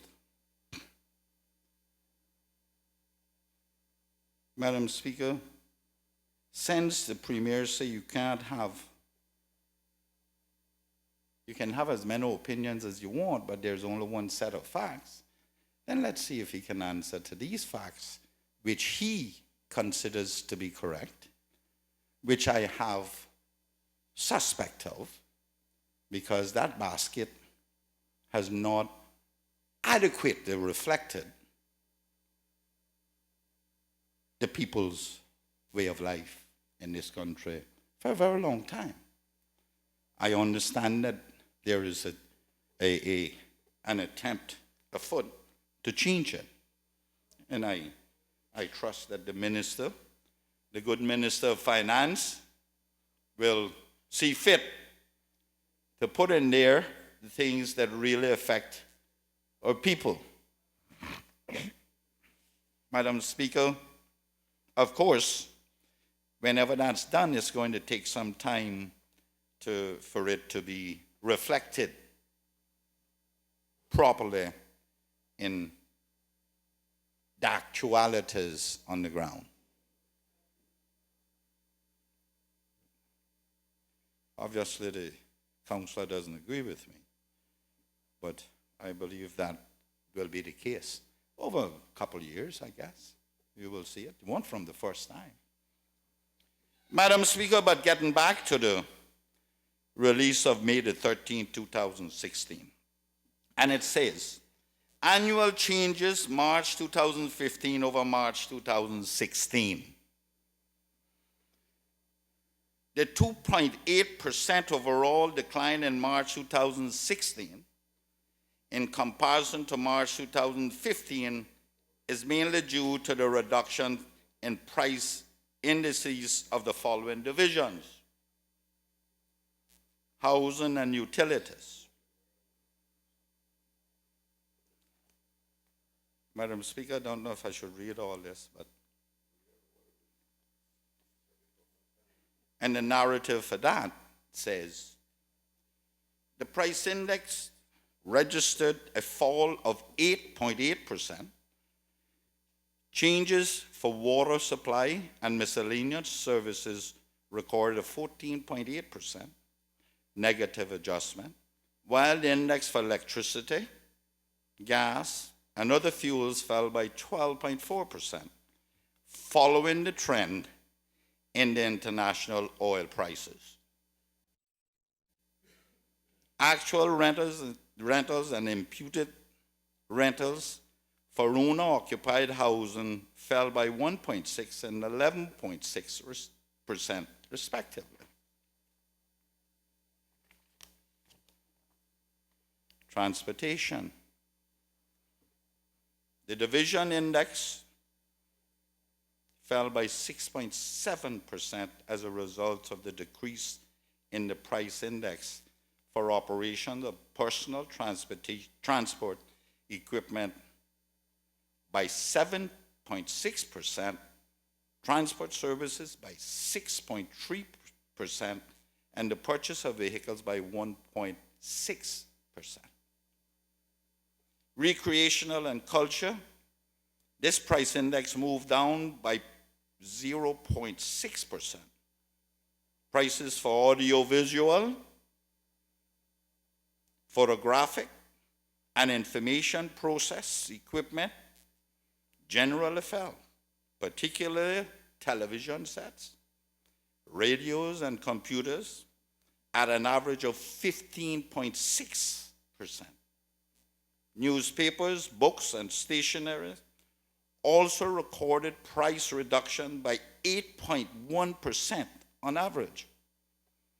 These declines were offset by increases in recreational cultural services by 4.6%, and other major durables for recreation and culture by 1.9%. Household equipment. This division's index decreased by 0.4%, largely as a result of lower price indices for household textiles by 7.8%, glassware, tableware by 5.0%, and household utilities and household appliances by 2.6%. Tools and equipment for house and garden also fell by 1.9%. The price movements were moderated by increased prices for furniture and furnishing and goods and services for routine household maintenance. Meanwhile, the following divisions recorded increases in March 2016 compared to March 2015. Miscellaneous goods and services. There was a 3.8% rise in the index, mainly from a 27.8% increase in personal effects not elsewhere classified. Remember I said that we need to change it, Madam Speaker? Good. Such as jewelry. Other services, for example, legal fees and passport handling fees,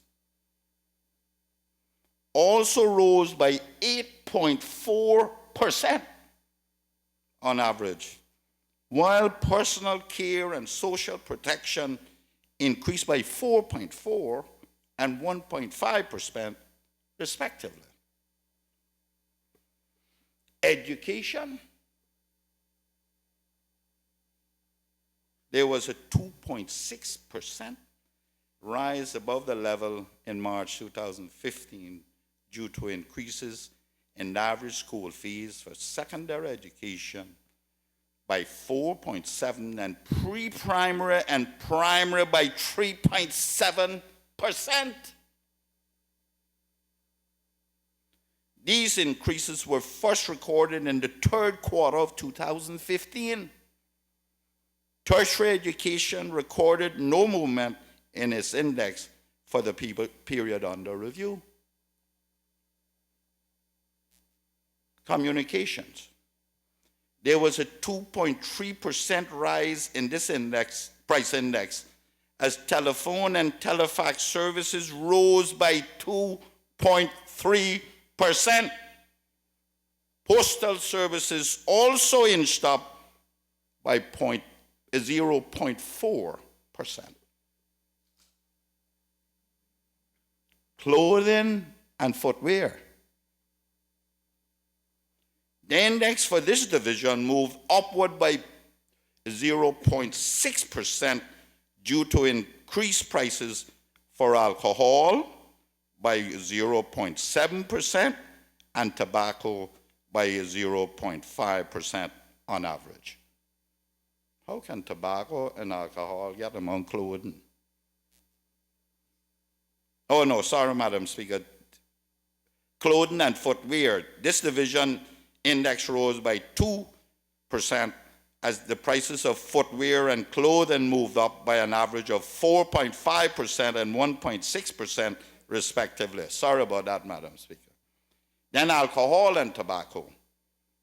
The index for this division moved upward by 0.6% to increase prices for alcohol by 0.7% and tobacco by 0.5% on average. I'm sorry about that. I mixed those two up, Madam Speaker. Food and non-alcoholic beverages. This index rose by 0.3%, as there were increases in the average cost of the following groups. Vegetables up by 7.5%. 7.5%. Coffee, tea, and cocoa by 5.6%. Meat and meat products by 3.3%.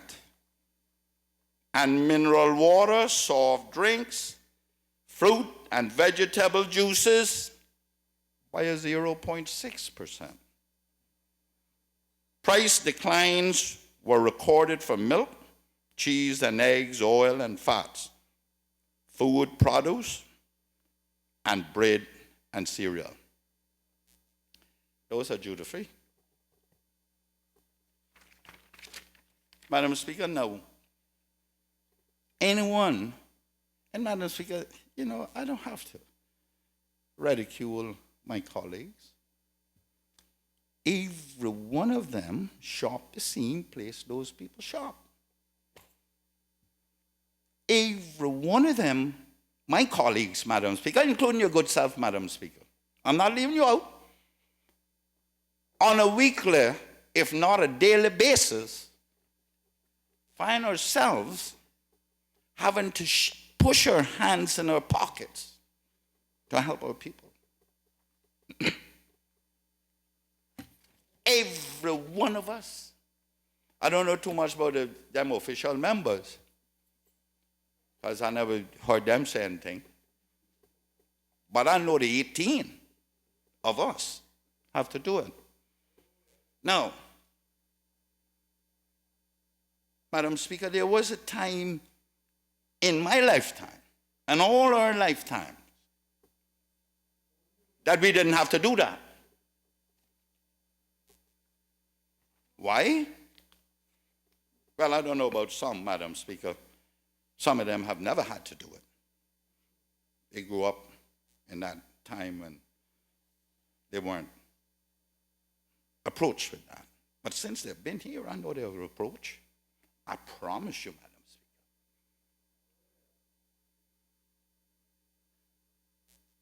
Madam Speaker, people run to us because they trust us. They trust us that we can wade through all the baloney that some give us and identify those who are genuinely in need. They know. You think they don't trust us? Of course they do. But here we are, the government with the statistics, an overall statistic of 2.3% reduction. And they're playing that to the audiences about the cost of living going down. I just recently said, Madam Speaker, within the last 20 minutes,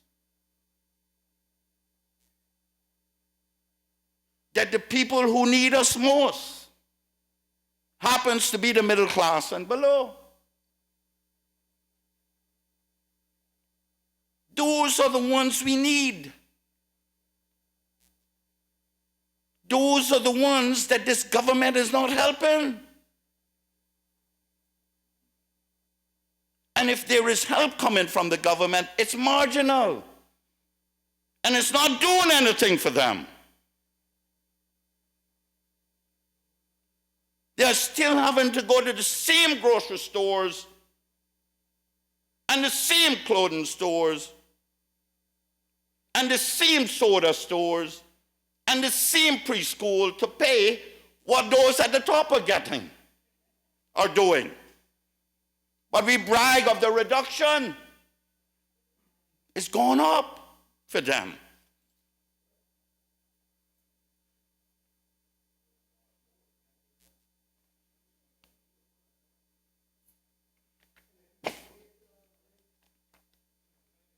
Madam Speaker, I applaud the young man from Bodden Town for bringing it up. That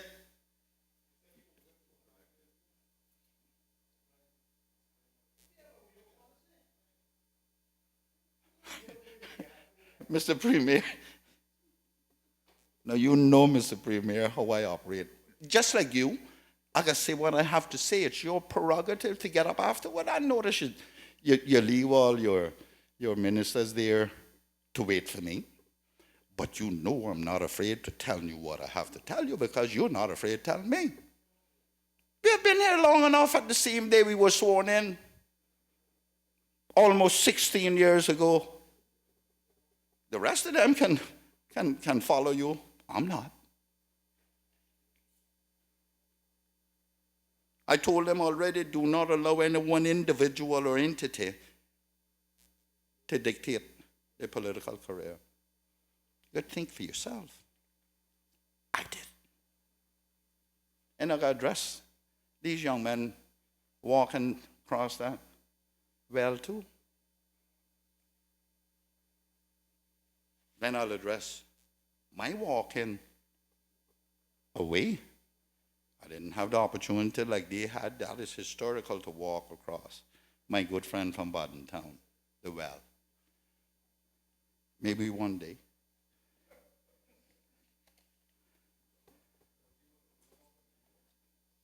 Oh, as you say, if I come back, I got to address you too. Don't worry, you don't rush me now because everybody got to get their little piece. All right, you wait. You know you will not be left out. You'll have something to respond to. Madam Speaker, I know the people that I serve, will recognize their mistake of 2013 and not too long away. I know that. Madam Speaker, I already applauded them on ensuring the finances are back on track. Mind people hearing? I applaud them for that. At what expense? At what cost? And the cost is to our people. As much as we reduce the cost to duties on fuel, it still has not helped as much as we would like to. Madam Speaker, the Premier spoke of the reductions in duties for traders, I think they are called. Madam Speaker, the only one that the Premier can stand here today and guarantee to this country that they get the benefit of it is the one on fuel to CUC. Because it's a pass-through. That is the only one. And Madam Speaker, let me applaud the Right Honorable Linford Pearson. He did that during his tenure, you know. Okay? And when at the renewal of that license, I upheld that. That's the only one that any one of us, not only the Premier, can get up and truly say to our people that they're getting the benefit of anything we do in the reduction of taxes.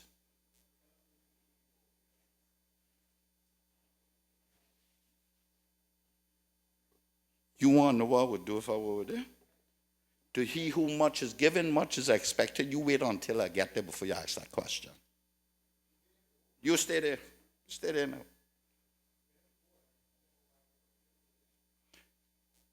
You know how bankrupt my ideas were then? Hang on now. Members, please keep the comments through the chair, otherwise democracy will be even more bankrupted. Madam Speaker, you know I can't leave that unresponded to. He talk about me. I'm not saying that, member. I'm just saying both you and the Premier, please keep the comments through the chair. I'm not telling you about the content of your speech unless it contravenes the standing orders. I'm just Madam Speaker, I'm going through the chairs. The Premier, who's not now? Madam Speaker, he talk about me being bankrupt of ideas when I was minister with him.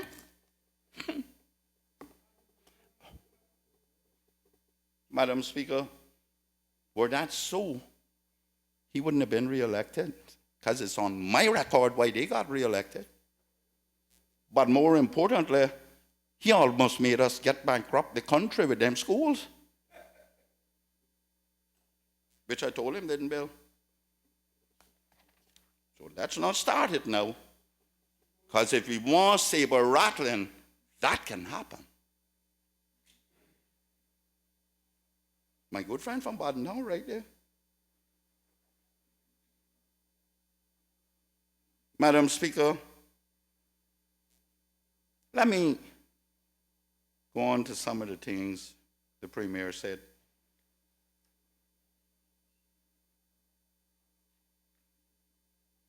Madam Speaker, the Premier said that one of the highlights was that there was a determination by his government to continue a program of positive change.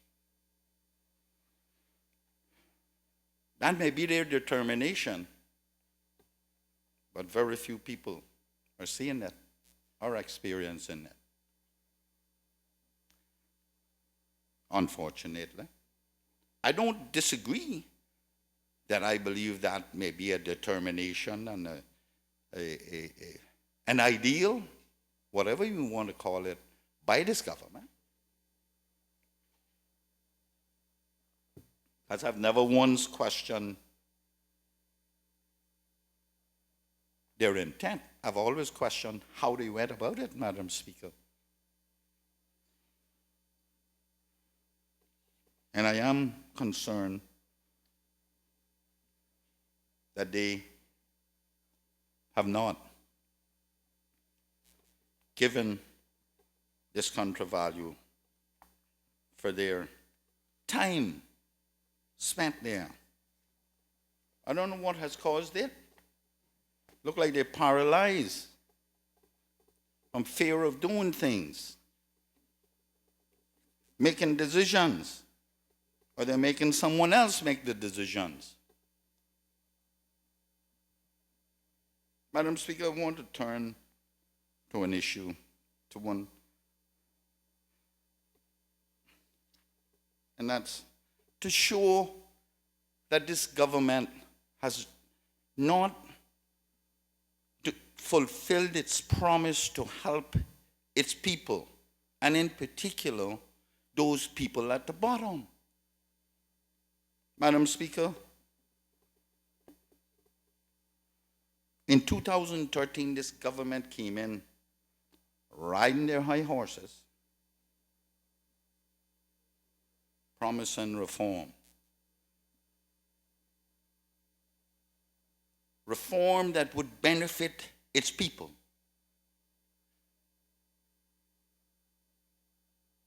Madam Speaker, one of the things that this Premier promised the people, and I heard him, witnessed him say it, right in his grandfather, the civic center that was named after his grandfather, that they were going to make PR more difficult for people to get. Madam Speaker, to this day, the change came here and changed in August 2013, the law to allow people to get PR. I objected to it then, and I object to it now. To this date, not one has been issued. Madam Speaker, that in itself works against our people. They went and changed the point system. I'm glad those who were spearheading all that, the government has seen fit to send them into Siberia.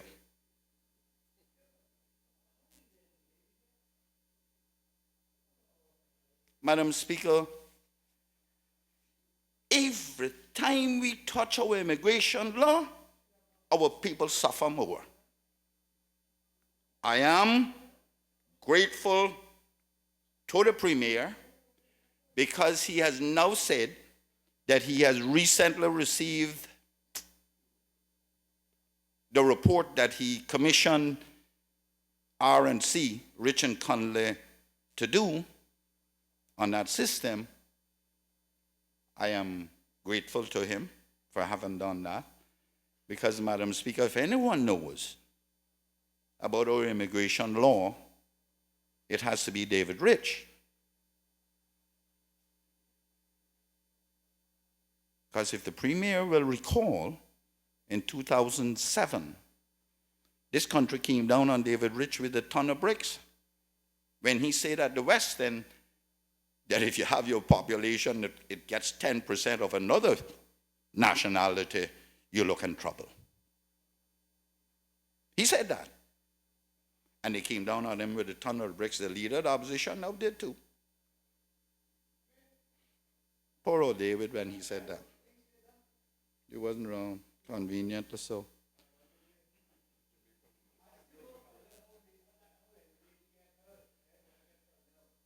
Madam Speaker,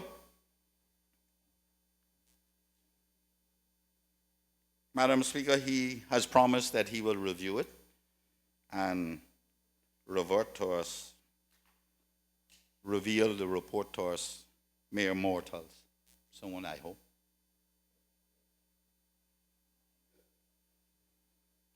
Madam Speaker, I am today making my stand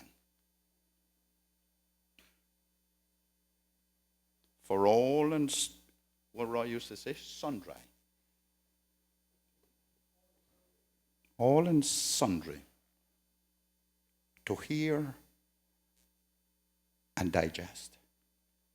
Not my colleagues alone, Madam Speaker. They are the least in this because they're here. But I want my people to hear this. There must no longer be Cayman status issued except for marriage and by descent.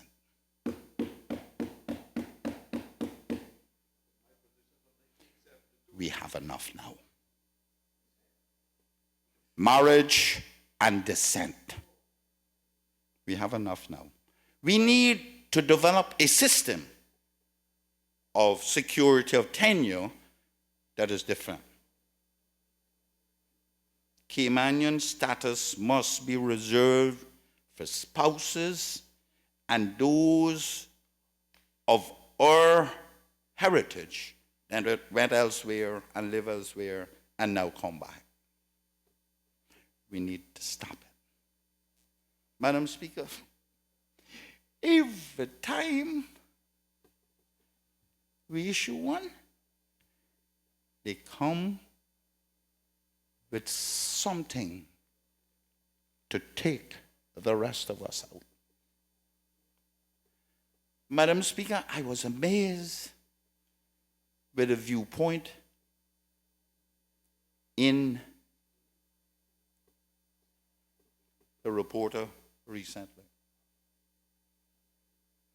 A gentleman who the Premier revered and liked, and he supported the Premier throughout 4 years of his tenure.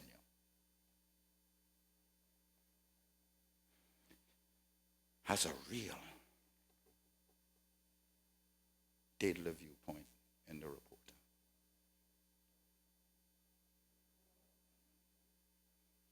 At the time, he wasn't Caymanian. He has since become one. And one of those other ones that came here and cut his teeth on legal aid is the co-author. That's what we're getting.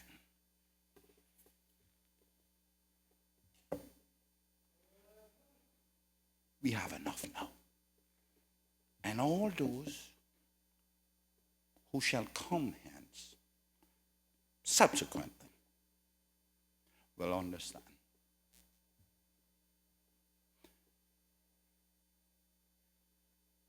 God will be kind to us, Madam Speaker.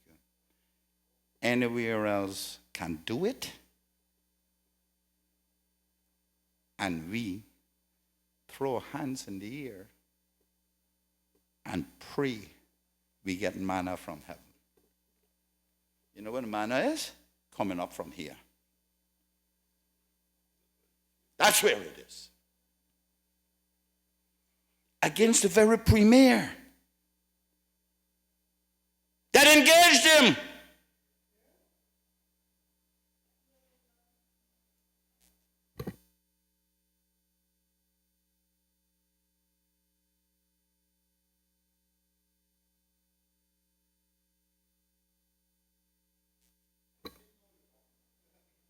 No, it's against the premier.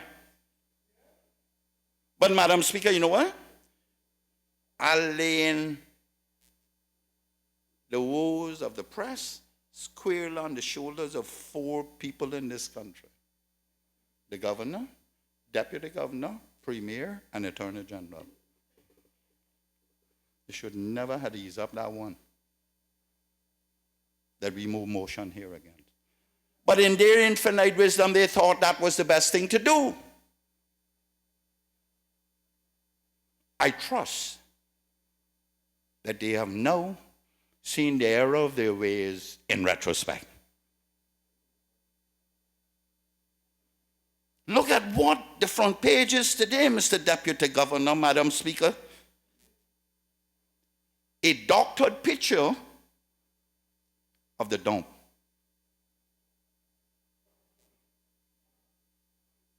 Every time they move, they wipe us out. And we sit down, and so it's a good thing we can't do that because I moved a motion in Finance Committee.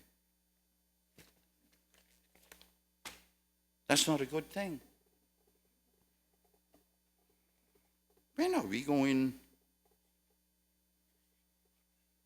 You understand this motion, Madam Speaker, that I move was amended by the Premier for clarity prior to me moving it? You think I would do such a thing without consulting with him? Of course. I live different, you know. He will help me. Madam Speaker, we need to understand. Madam Speaker, I'm not got nothing against any Caymanian because I wasn't responsible for you being Caymanian, Madam Speaker. Therefore, I can't be responsible for those who got it that jumped through the hoops. I just don't want them to take advantage of any other Caymanian. And despite what this country may think, I respect the office of the Premier. They have no respect for it. But it started when he backed up on what he did. He had the full force of this legislature behind him, and he allowed the deputy governor, and the attorney general to make him change his mind.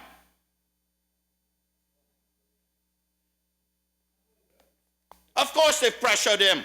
And of course, he want to be, amenable and stop the fighting and the what have you. Well, the damages would have to damage. We'll fight it.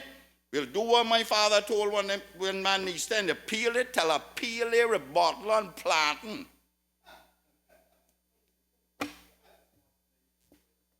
Madam Speaker, there needs to come a time when we need to stand up. Anyway, Madam Speaker, I don't want to go there no more. Is this a convenient time for the luncheon break? Absolutely, Madam Speaker. We'll take the luncheon break now and reconvene at 2:15 p.m.